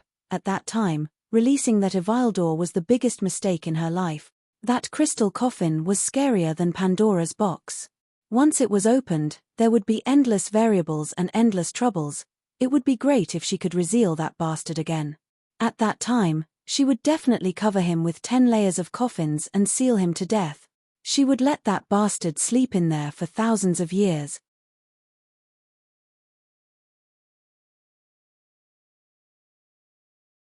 Chapter 602. Han Shanyu suddenly stood up and said calmly, "Let's not play this game anymore." Playing chess required both parties to give it their all. It was only interesting when both parties were focused. If the opponent was distracted, what was the point of the game? Ning Xuemo frowned. How could she not play? It was a best-of-5 game. They had only played 3 games. There were still 2 games left. Yunqi's expression changed as well. She said, "Miss Ning, don't be distracted. We agreed on a best-of-5 game. How can we fulfill the bet before we finish?" When she said this, Ning Xuemo's heart skipped a beat. Yunqi, this idiot, if she revealed the bet, it would be bad. Sure enough, when Yunqi said this, Han Shanyu glanced over and looked at the 2 girls. "So you guys made a bet. What did you bet on?" Ning Xuemo spread her hands and smiled. She didn't say anything. Yunqi bit her lip. We just casually made a bet." She was a little flustered. She couldn't tell him about the bet. Rongyu Tianlan looked at one and then the other.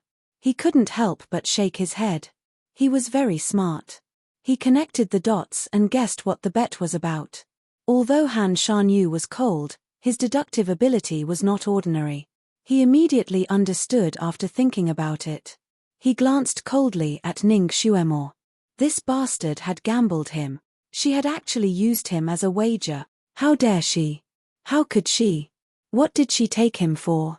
No wonder she had asked what would happen if she didn't become his concubine.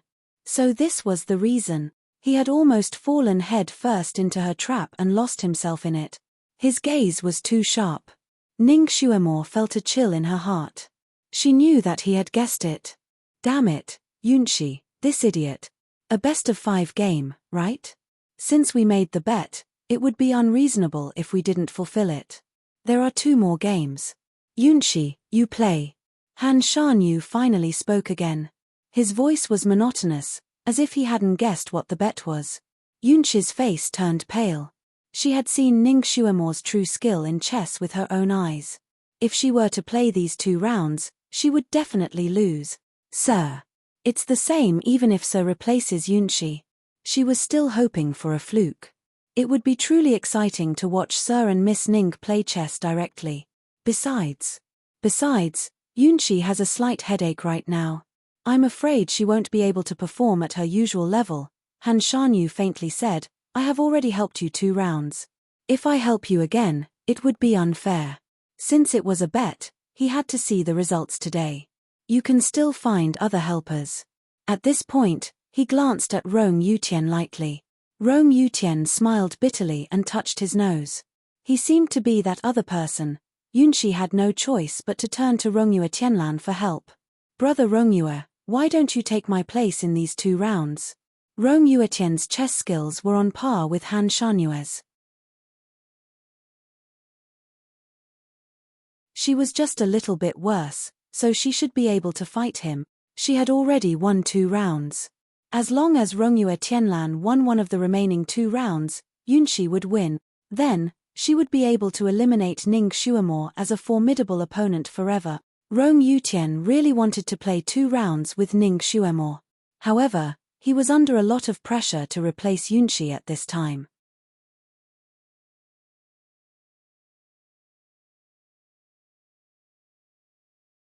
Chapter 603. If he won, he would offend Di. If he lost, Yunqi would never have another chance. "Yunqi, you idiot. Just now, you were thinking of ways to trick Di into playing on your behalf. But when you mentioned the bet, Di realized it in time and pulled out. Now, he had to take the blame." He waved his fan and was a little hesitant.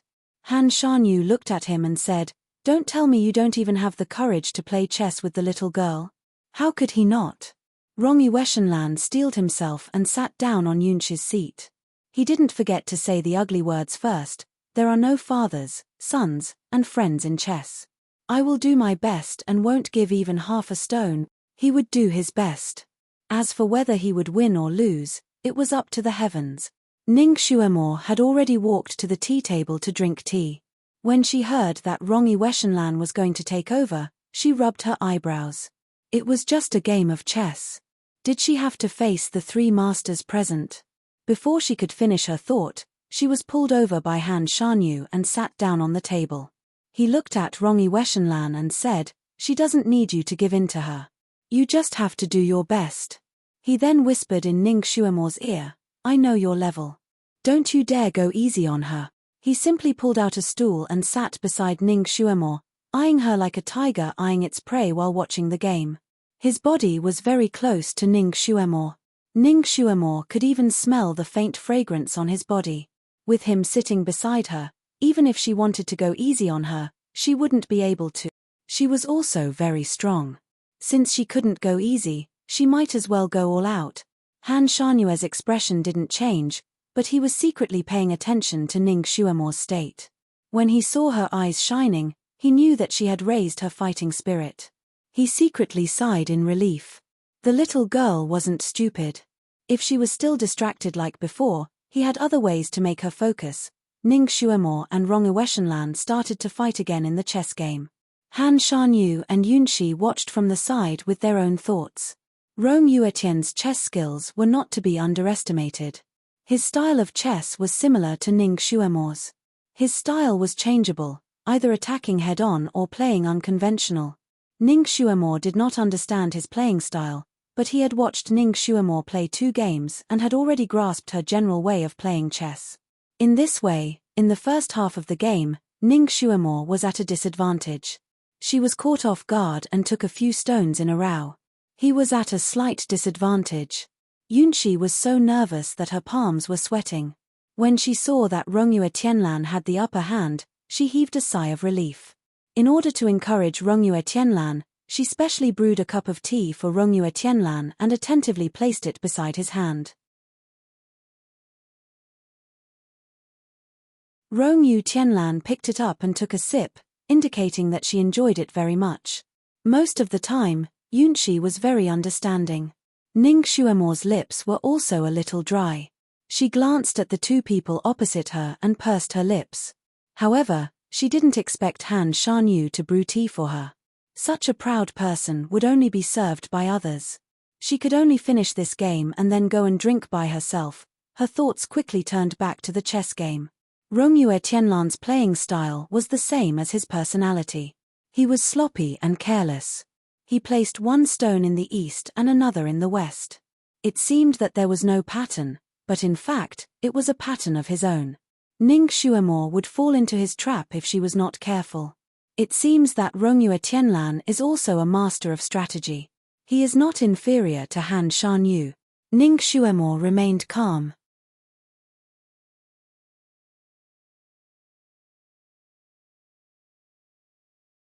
Chapter 604. Ning Xuemore braced herself. Every step of her plan had been carefully thought out before it was executed. Playing chess was like fighting a war.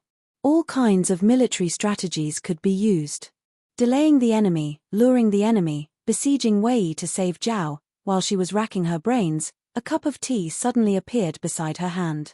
The azure cup was translucent, and a dark green flower was slowly blooming in the dark green tea. Upon closer inspection, the flower wasn't a real flower. It was made up of countless petals and leaves that gathered together to form a beautiful flower. Steam rose in spirals, and the fragrance of the tea was light and cold. Ning Xuemore was also someone who understood tea. She had seen a lot of things in the way of tea, but this was the first time she saw this kind of tea. Before he even took a sip of the tea, he felt a cool breeze rush to his head just by smelling the fragrance of the tea, and his mind became much clearer. Good tea. Needless to say, this cup of tea was brewed by Han Shanyu.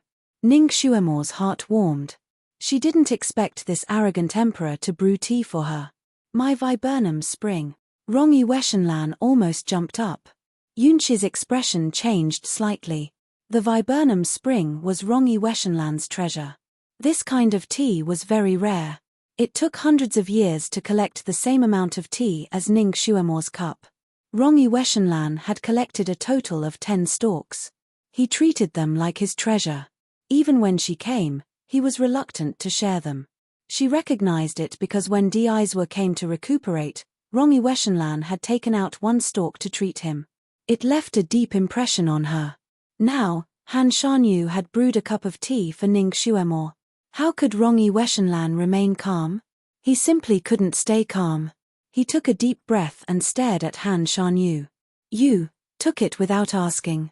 It's stealing, Deizwa. No matter how much you please a beauty, you can't be a thief. It's destroying my 3 views. It's simply destroying my 3 views. Han Shanyu looked indifferent. He tapped the chessboard with his finger and said, "Don't be distracted." How could Rongyu Tianlan not be distracted when her precious treasure was stolen? His heart was in a mess.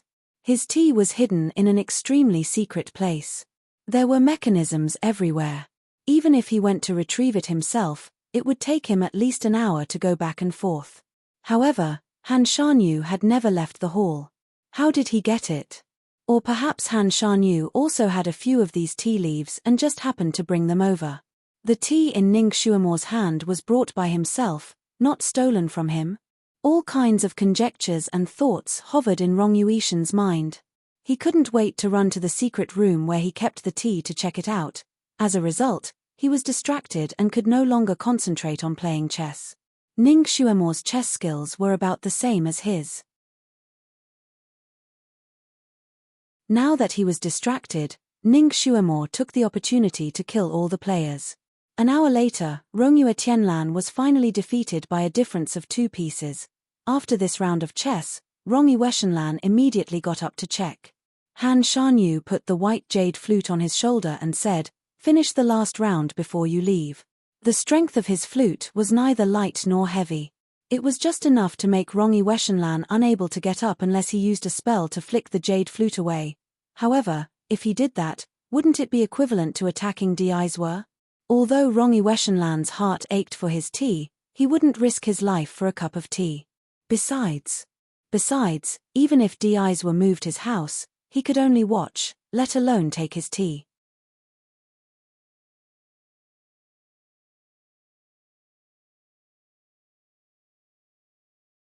Chapter 605. He bitterly smiled.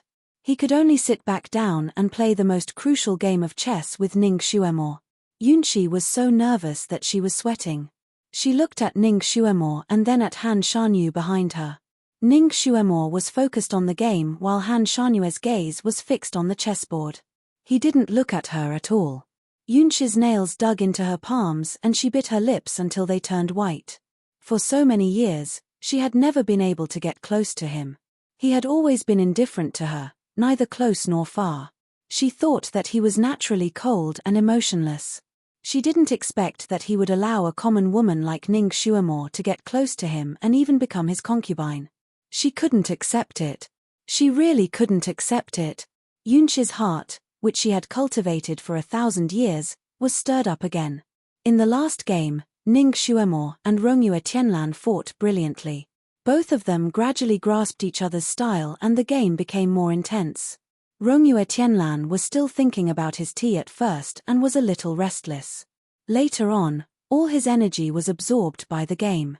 The feeling of meeting a worthy opponent was too good. Especially since the other party was an inconspicuous woman, this feeling doubled. At this time, he had completely regarded Ning Xuemor as a worthy opponent. The way he looked at Ning Xuemor was also different. Previously, when he looked at Ning Xuemor, he thought that she was Deizwa's concubine and was mostly curious. After all, Ning Xuemor was an ordinary person. With his status, he didn't pay much attention to her. But now, Rongyu looked at her as if he was looking at a worthy opponent. There was excitement and appreciation in his eyes.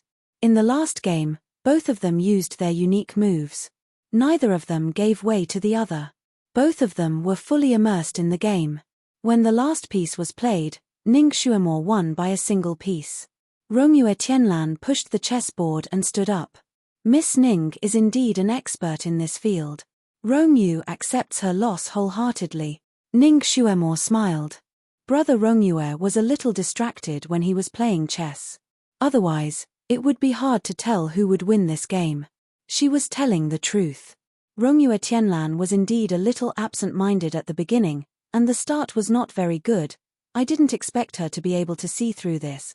Rong Yutian still felt unsatisfied. Why don't we play a few more rounds? Before Ning Xuemo could say anything, Han Shanyu had already opened his mouth. She has already won 3 out of 5 rounds. There is no need to continue. Then, he glanced at Yunshi. You can fulfill your respective wager now. Yunshi's face turned pale as she took 2 steps back. I still have matters to attend to in the palace. I'll take my leave now. She turned around and walked out quickly. Rong Yuetian's eyes flashed with guilt.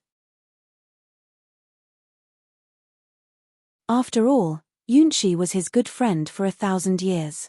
Deep in his heart, he was still biased towards her. However, he had already tried his best and could no longer help her. He could only watch as she left. Yunshi's figure disappeared at the entrance of the palace. Rongyue Tianlan looked back at Han Shanyu. You are too heartless. Han Shanyu looked indifferent. If you don't have such intentions, why give her hope? He didn't have any feelings for Yunshi. Why should he give her hope and then give her despair? It was best to cut the Gordian knot. It was best for both of them.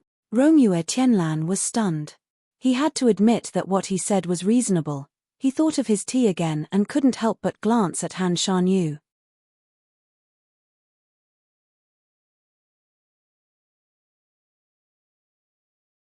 Chapter 606. He thought of his tea and couldn't help but glance at Han Shanyu. Deizwe, I think your method is a bit too unkind. He said this through sound transmission so that Ning Xuemo couldn't hear him. Han Shanyu calmly flicked his sleeves. It involves my marriage. Even if it's unkind, it's pardonable. Rongyi Weshenlan said. Deizwe, I think your skin can be even thicker. Han Shanyu leisurely said, thicker? Very well, I still have 3 viburnum flowers here. I originally wanted to compensate you for the fruit you gave me last time. Now it seems that I don't need to give it to you. The viburnum flowers really belonged to Han Shanyu. Rongyi Weshenlan sighed in relief and was immediately attracted by the 3 viburnum flowers. Ah, Deizwe, I was wrong. Deizwe's skin is neither thick nor thin. If it were any thicker, it would be bad. Han Shanyu was speechless. As the 2 of them were talking through sound transmission, Ning Xuemo finished her cup of precious tea. She looked at the 2 of them and said, Are you 2 done talking? When will my appearance-changing technique be broken? Rongyi Weshenlan finally remembered this important matter and immediately said, Mr. Han, please explain it to her. I will go and prepare the things we need. She slipped away. Ning Xuemo was full of doubts. She looked at Han Shanyu and said, breaking this is quite troublesome. It's not just a little troublesome. Han Shanyu spat out these words. Let's go out for a walk. I will explain it to you. Carefree Island was worthy of being called a paradise. Every step was like a painting, and there were beautiful scenery everywhere. Ning Xuemo and Han Shanyu walked side by side. There were huge trees on both sides of the road. The leaves of the trees were golden yellow, and they looked like canopies. When the wind blew, countless golden leaves fell down and danced behind the 2 of them. The scenery was very beautiful and picturesque, but Ning Xuemo's mood was very nervous. Because Han Shanyu had already walked 2 rounds with her, but he still hadn't said a word about how to remove her disguise, he did ask a lot of small talk, such as who her go-master was, and so on. He also asked a lot of other things, but he didn't get to the point. With Han Shanyu's personality, he was not someone who would be so hesitant. The reason why he was hesitant now must be because her disguise was extremely difficult to undo. Perhaps she would never be able to recover. He looked just like a family member of a terminally ill patient. Guru, is there no way to save my looks? You. Just say it. I can take it. Ning Xuemo asked directly, not wanting to beat around the bush. Han Shanyu glanced at her, pondered for a moment, and waved at her. Come here. Ning Xuemo was bending over to look at a flower. Hearing his words, she couldn't help but look up at him. He stood under the golden tree, his moonlight robe fluttering in the wind. The golden leaves danced around him, but not a single one fell on his body. His ink-black hair was like water, draping over his body. His lips were curved in a smile that wasn't a smile. At this moment, it was as if he had entered into a painting, and the bright colors around him became a backdrop for him. His aura was usually too strong, so it was easy for people to overlook his appearance. But at this moment, he seemed to have restrained his pressure. He stood under the tree, the wind lifting his clothes, making it seem as if he were flying. Ning Xuemore couldn't help but think of a line in a poem. Young Master Mo is like jade, peerless in the world.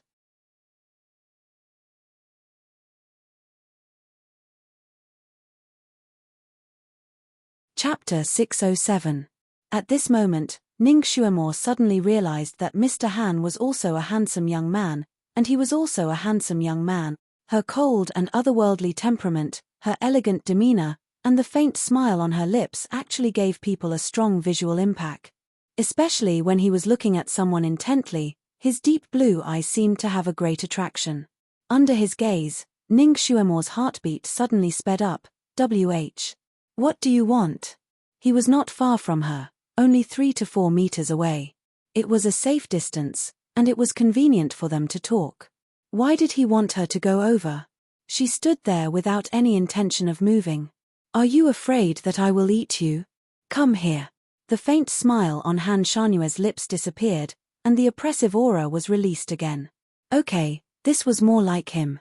Ning Xuemore's strange feeling disappeared, and she walked over. Great God, what's the matter? She hadn't finished speaking when her wrist was suddenly grabbed by him. He took advantage of the situation and pulled. How could Ning Xuemore be his opponent? She directly threw herself into his embrace.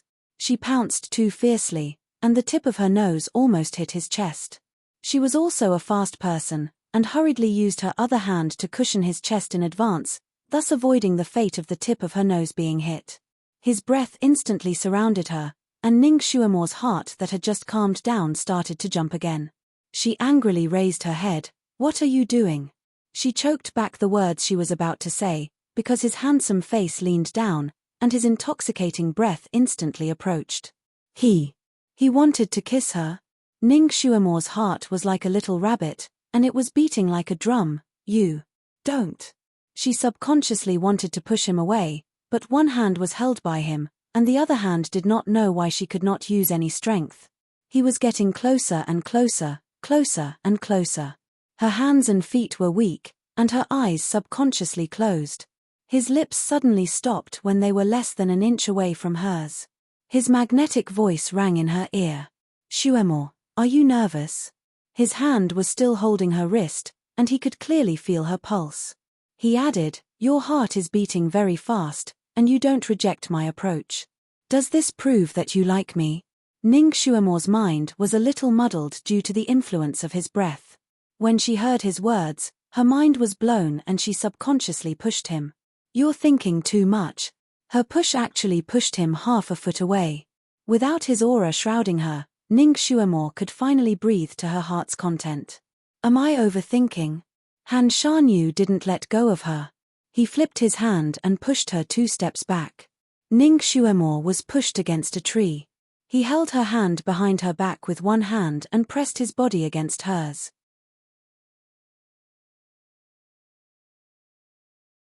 His other hand was pressed against the tree trunk behind her, and Ning Xuemore's entire body was completely covered by him.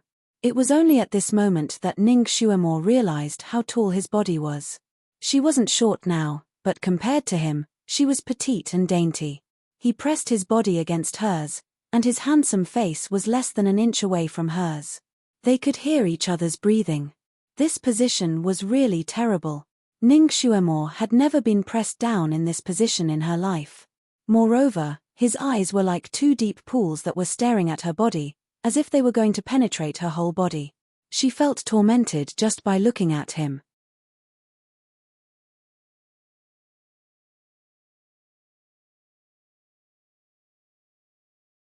Chapter 608. Ning Xuemore could see her own reflection in Mr. Han's deep blue eyes. This made her even more flustered. Her heart failed to live up to her expectations and beat even faster. Her face also became hot. No matter how strong she was, no matter how good she was at pretending, she was still a 21 or 22-year-old girl. She seemed to be open and unrestrained, but deep down, she was still conservative. Being suppressed like this, she finally panicked. "You. Let go of me first. I'm fine, what's wrong with you?" Han Shanua's eyes were still staring at her, as if he wanted to tear apart her disguise and see her true emotions. And Ning Xuemo's reaction made him somewhat satisfied. He stretched out 2 fingers and lightly pinched her face. "It's so hot. You should be blushing, right?" Blushing, heartbeat, averting your eyes. "Xuemo, you still like me?" "Ning Xuemo." Her body slightly stiffened. As if there was an electric current on his fingers, it made her heart tremble. However, this position, especially his words, made her feel embarrassed. She tilted her face and avoided his hand. She sneered, "I didn't. You really think too much. Stubborn little girl." Han Shanue's lips curved into a faint smile. "You can't hide from me." He actually smiled. The cold and aloof great god actually smiled. His smile was like the spring flowers blooming, and also like thousands of peach blossoms blooming on the branches. Ning Xuemo's eyes were almost dazed. She was momentarily lost in thought. She took a deep breath and quickly calmed down some of her chaotic emotions. She raised her head. "Great God, you really think too much. Whether it's blushing or heartbeat, which girl would feel this way when being suppressed? In other words, if you were suppressed by other men, your face would also blush, your heart would race, and avert your eyes." The smile on Han Shanue's face disappeared. Ning Xuemo was stunned. Shui Yilan's image flashed through her mind. That bastard also took advantage of her a lot. He also used similar methods to suppress her. At that time, she didn't feel blushing, heartbeat, or averted her eyes. It was a deep sense of humiliation, and the biggest thought in her mind was to kill that bastard. Then what she was feeling now was, did she really like him? No, that wasn't it. "I don't like him, I just don't hate him." This reaction was probably a normal reaction to being suppressed by a man she didn't dislike. In front of Han Shanyu, she did not want to lose to him in terms of grandeur. Therefore, even though she was confused for a moment, her lips curled into a nonchalant smile. "Of course. Any man would be the same." Before she could finish her sentence, she was interrupted by Han Shanyu. "I don't believe you. I want to try again." "Give it a try." How else should he try? Before Ning Xuemo could react, he suddenly pressed his lips against hers. Then, he pressed his lips against hers. Ning Xuemo's mind exploded. Her nostrils were filled with the pleasant smell of his body. His lips were soft, and after their lips met, they were unwilling to leave. Was she forcefully kissed? She was forcefully kissed. Ning Xuemo subconsciously wanted to push him away. However, her current strength was like a drizzle to him. She was not a threat at all. She couldn't stop him and could only allow his lips to caress her lips as he wished. His lips were warm and soft. In an instant, she felt as if a strong current had passed through her body. Her head was dizzy, her heart was beating like a drum, and her limbs were weak.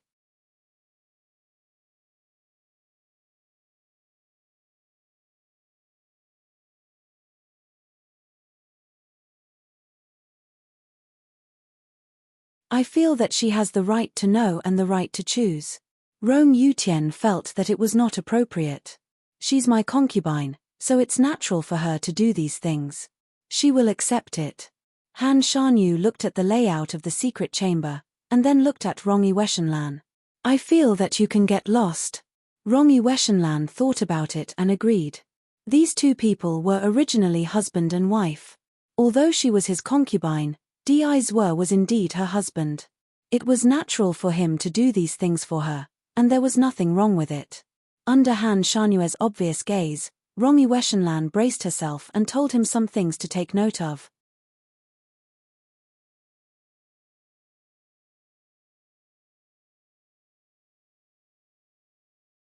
Chapter 610.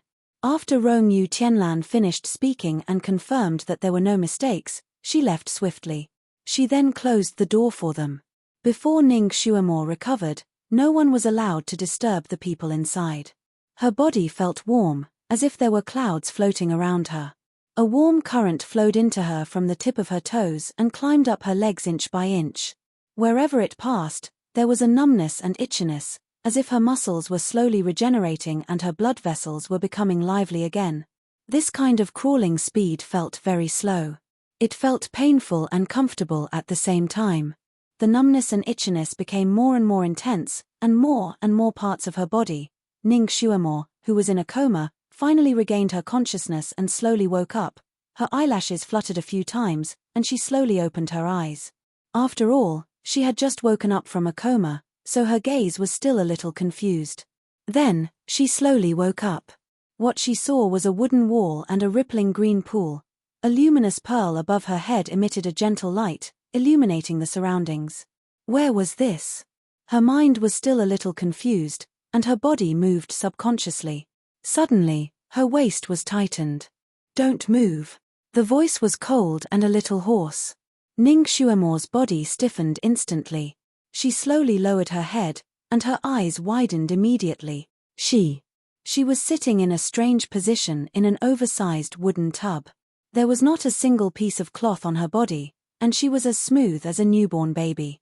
The jade-green water rippled around her body, and the jade-green water gently swayed around her body, creating ripples.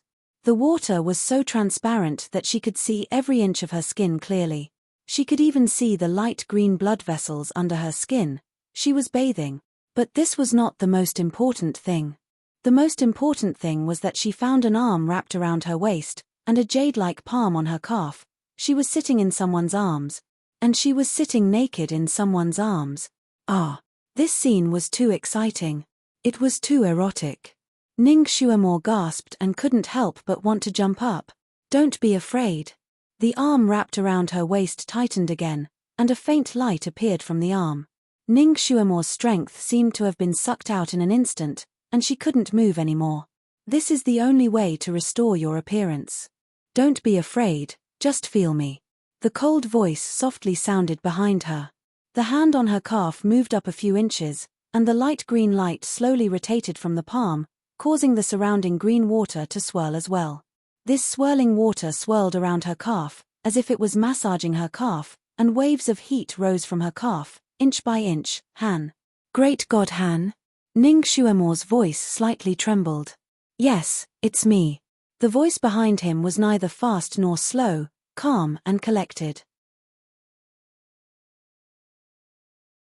Oh my God, she was actually bathing in the same tub as this almighty God. Ning Shuamore felt as if she was struck by lightning, and her body stiffened.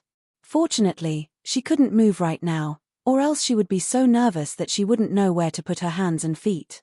She looked down at the arm wrapped around her waist, and the light white sleeve swayed in the water. Very good, it could be seen that he was wearing clothes. It wasn't a pure couple's bath. No. He was indeed wearing a robe, but she was fucking naked. She was at a disadvantage, wasn't she? He had seen her naked, touched her all over, and devoured every bit of her tofu. And he.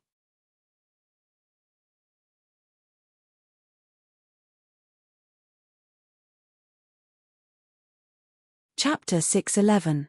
Ning Shuamore tried her best to widen her eyes, but could only see one of his hands and a small part of his wrist. Also, this posture is too erotic. She felt that even those erotic films would not necessarily have such a nosebleed scene. What kind of method is this to restore one's original appearance? What kind of lousy setting is this? Needless to say, this method to remove the disguise technique was thought of by that guy Rong Yuishan. That guy looks so romantic, so serious. Could it be that he wrote something about jade praying mats or jade girls? Rong Yuishan, who was leisurely drinking tea under a big tree in the courtyard, suddenly sneezed. He rubbed his nose, opened the fan with the word romantic written on it and waved it. Who scolded him behind his back? Fortunately, it was just a sneeze. For him, it was nothing, so he did not take it to heart. He picked up the cup and took a sip of tea, the corners of his pale red lips slightly hooked up. The eyes were now very erotic, right? Very exciting, right? Would his frozen heart, which had remained motionless for tens of thousands of years, Crack open a tiny crack. Infuse a little bit of the mortal world into it. I didn't think that Dizwa would be involved in such matters of love and affection. Love is poison, once touched, it will hurt, but it can make the person involved willingly drink this honey-flavored arsenic. Someone's shadow seemed to flash in front of his eyes. His mind moved, his breathing stopped, and the familiar pain emerged again. His fingers holding the teacup stiffened, lost in thought for a moment, then smiled gently, took a sip of tea, and pressed that shadow into the depths of his memory, in the secret chamber. In the bathtub. Ning Shuamore could not help but begin to suppress her breathing. She was still sitting cross-legged in his arms with her legs slightly curled up, her palms were forced to close over her heart, a standard meditation posture. His palms moved up her calves inch by inch, and had already moved to her knees. The strange numbness became more and more intense, hot and numb in her bone marrow, as if there was an electric current running up and down her limbs and bones. This feeling was both comfortable and painful. Ning Shuamore had never tasted such a feeling in her life. She bit her lips hard to prevent herself from moaning. It was as if he had been drugged by some legendary drug, but he couldn't get rid of it. There was an indescribable discomfort, and also an indescribable ecstasy. This feeling was too unbearable and made her feel embarrassed. Subconsciously, she wanted to divert her attention. The only thing that made her feel gratified was that wherever his palm pressed, the flabby skin became plump again, and the skin became white and elastic again, returning to the moist skin of a young girl. At this moment, the parts below her knees and above her feet had returned to their original state, but the parts above her knees had yet to recover. Comparing the two parts, she looked a little strange. Naturally, Ning Shuamore also saw her reflection in the water. His face, neck, upper body. They were still so old that she didn't want to take a second look at them. Looking at her wrinkled face, Ning Shuamore finally realized a problem. When Han Shanyu kissed her, she was looking at this old face. How could he do it? God, what kind of taste do you have? With his misophobia, when he kissed her, he must have made a huge decision, right? Just to test whether she liked him or not, he really put in a lot of effort.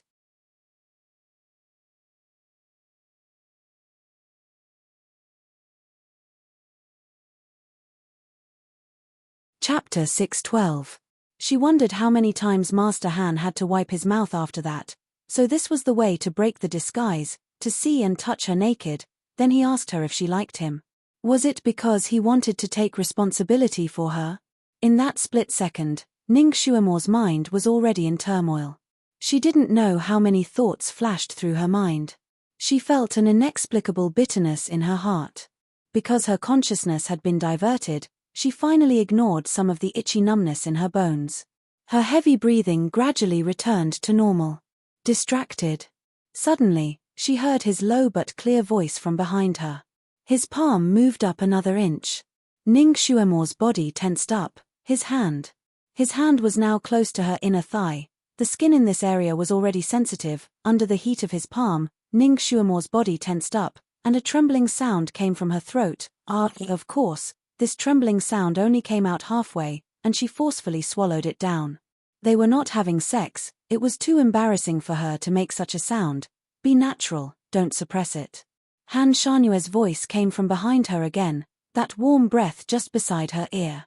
Ning Shuamore, damn it, this was a serious time to detoxify the poison. Why did his words sound like what the groom would say during the wedding night?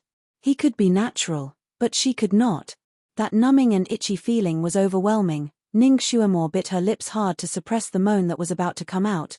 Be born naturally, be destroyed naturally, act according to your nature. Forcefully suppressing it will not be good for your recovery. Han Shanyue's voice came again, but it still sounded monotonous. Ning Shuamore inwardly clenched her teeth. This bastard really can't sit still. This method made her want to die, but he was so calm, and she could not hear anything out of the ordinary. Such an erotic position, such an erotic her, sitting in his arms without any barrier. He really did not have any feelings. Damn it, he was even worse than Liu Xiaohui. He really did not have any ambiguous feelings towards her, right? Otherwise, he would not be able to do this. Unless he was a natural eunuch. Her thoughts drifted further and further away, and the uncomfortable feeling in her heart grew heavier. I've been staring at your hair the whole time. Han Shanyu, who was behind him, seemed to be able to read his mind. He explained calmly.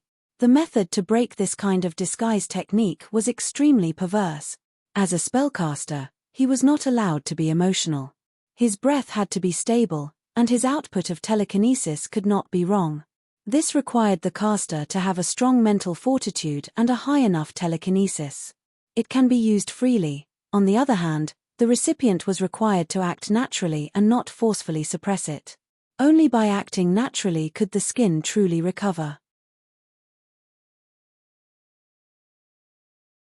Now, Ning Xuemo was probably afraid of embarrassing herself, so she was trying her best to hold it in. It was obviously detrimental to her recovery. Therefore, when Han Shanyu noticed that something was wrong with her, he immediately warned her and did not explain himself. Ning Xuemo glanced sideways at her own white hair. All right, facing this kind of brain, even the most amorous rapist probably wouldn't be interested. Ning Xuemo looked like an open person, but she was still naturally not open to this kind of thing. And because she was a secret agent, she had to endure hunger and thirst, endure all kinds of temptations, and naturally, she had to endure desire. Her tolerance was originally much higher than ordinary people, so her tolerance at this time was also subconscious.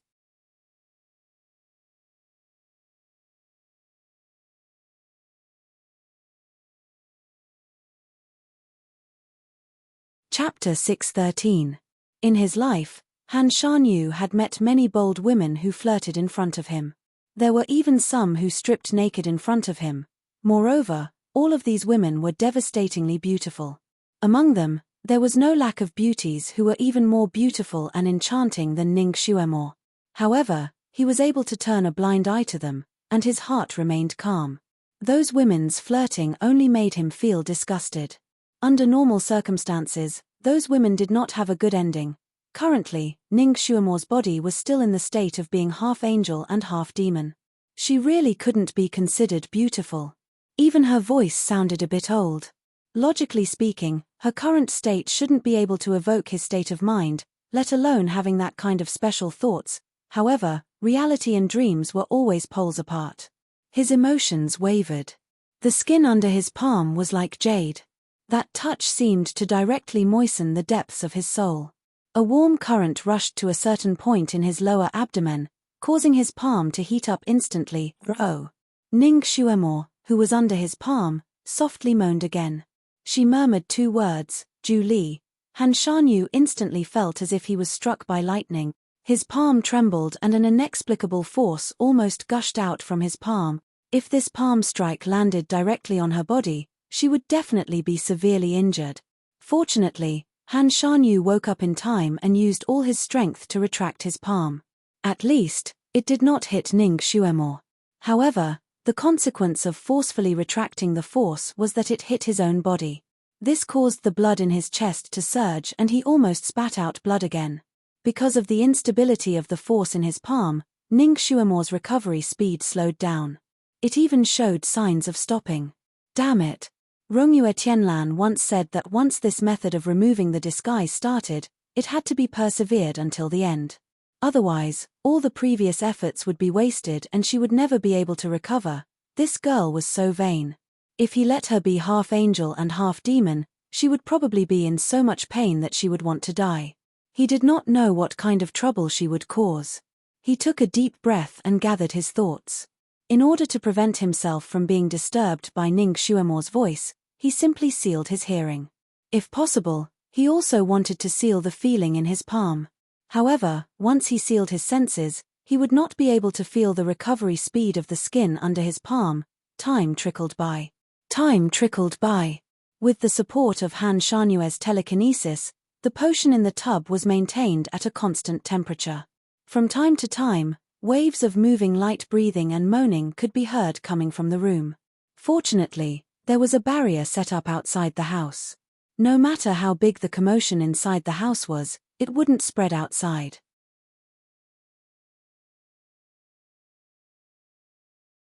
Inside the bathtub, the old woman seemed to have been touched by a magical golden finger.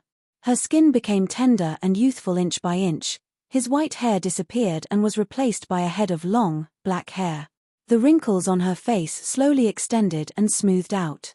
Her long eyelashes, perfectly shaped eyes, high nose bridge, and full lips appeared once again.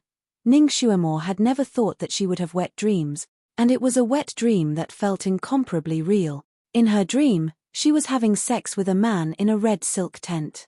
That man caressed every inch of her body, but he didn't kiss her. She vaguely felt that this was a dream, but she couldn't wake up no matter what. She didn't know how much time had passed, but she suddenly felt cold, as if someone had poured cold water on her head in the fog. Her body trembled, and the charming spring scenery in front of her suddenly melted away like spring snow.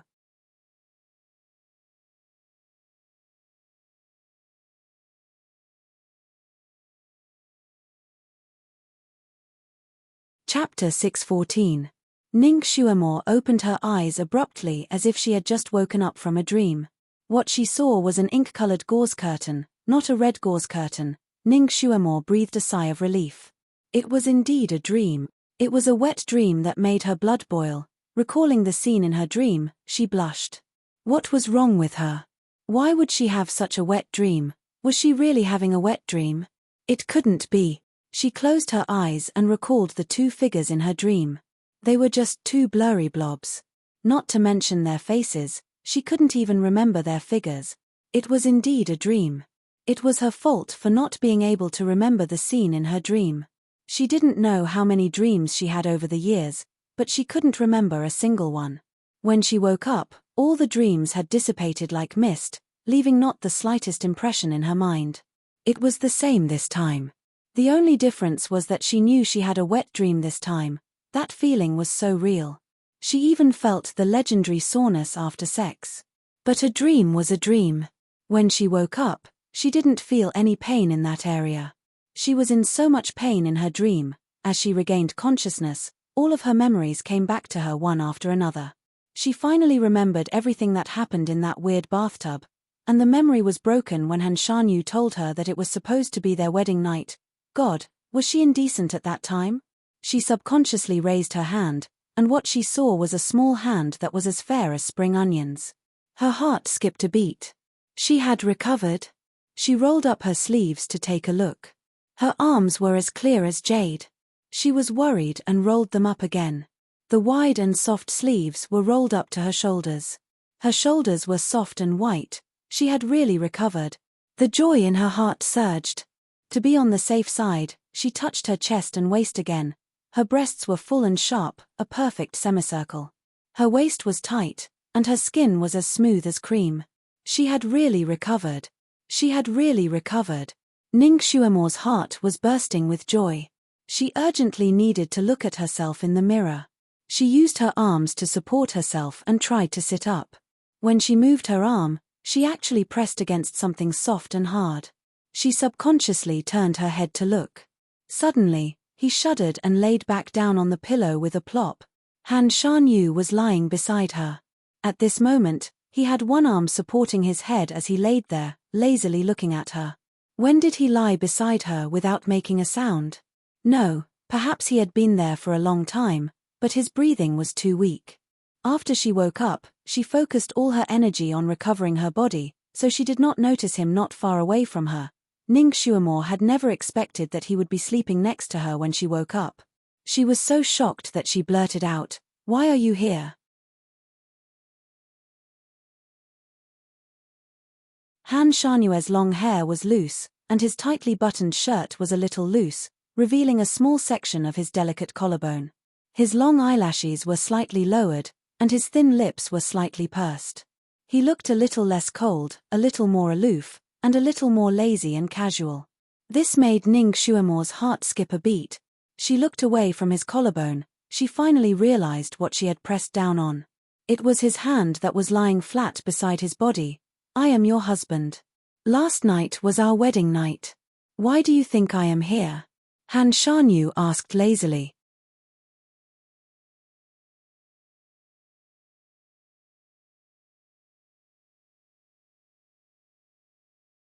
Chapter 615. Bridal Chamber. These words shocked her again. Ning Xuemore opened her eyes wide in shock. Was that not a dream? Was it real? She had consummated with him? She almost subconsciously wanted to touch her lower body. Fortunately, she immediately realized that this action was too bold and quickly stopped her hand. She felt her body slightly. It was said that after consummating on the wedding night, that place would be burning and the waist would be extremely sore.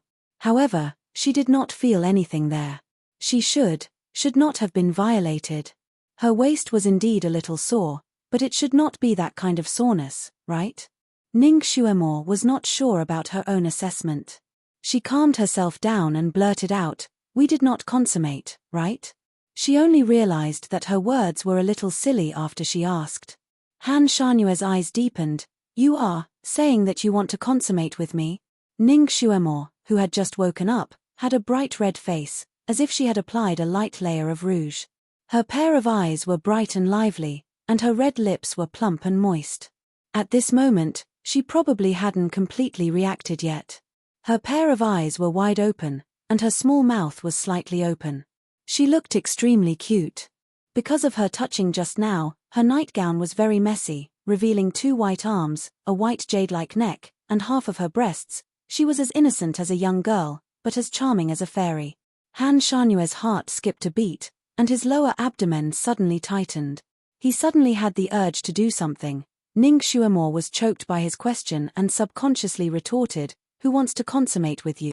After saying this, she turned over and wanted to get up. Lying on the same bed as him made her feel a little pressured. Her body had just moved when he caught her. Han Shanyu looked down at her and smiled faintly. "You really don't want to? You know, we are already husband and wife. If you have such needs, I will satisfy you." "Satisfy your head." He said it as if she was a pervert. As if he was forcing himself. His breath was too close, so close that it made her very uncomfortable. She coughed and said seriously, "Almighty, you're thinking too much. I'm just your shield concubine. I'm only there to shield you from peach blossoms. That doesn't include warming your bed." A shield. She was still saying that even today? Han Shanue's breath turned cold. "After everything that happened yesterday, do you still think that you are a concubine who is used as a shield?" "What happened yesterday?" "Oh, that's right. When he removed the disguise for her yesterday, he had seen and touched her all over, but did he think that she would insist that he take responsibility for this? That was underestimating her too much. She wasn't that unstylish.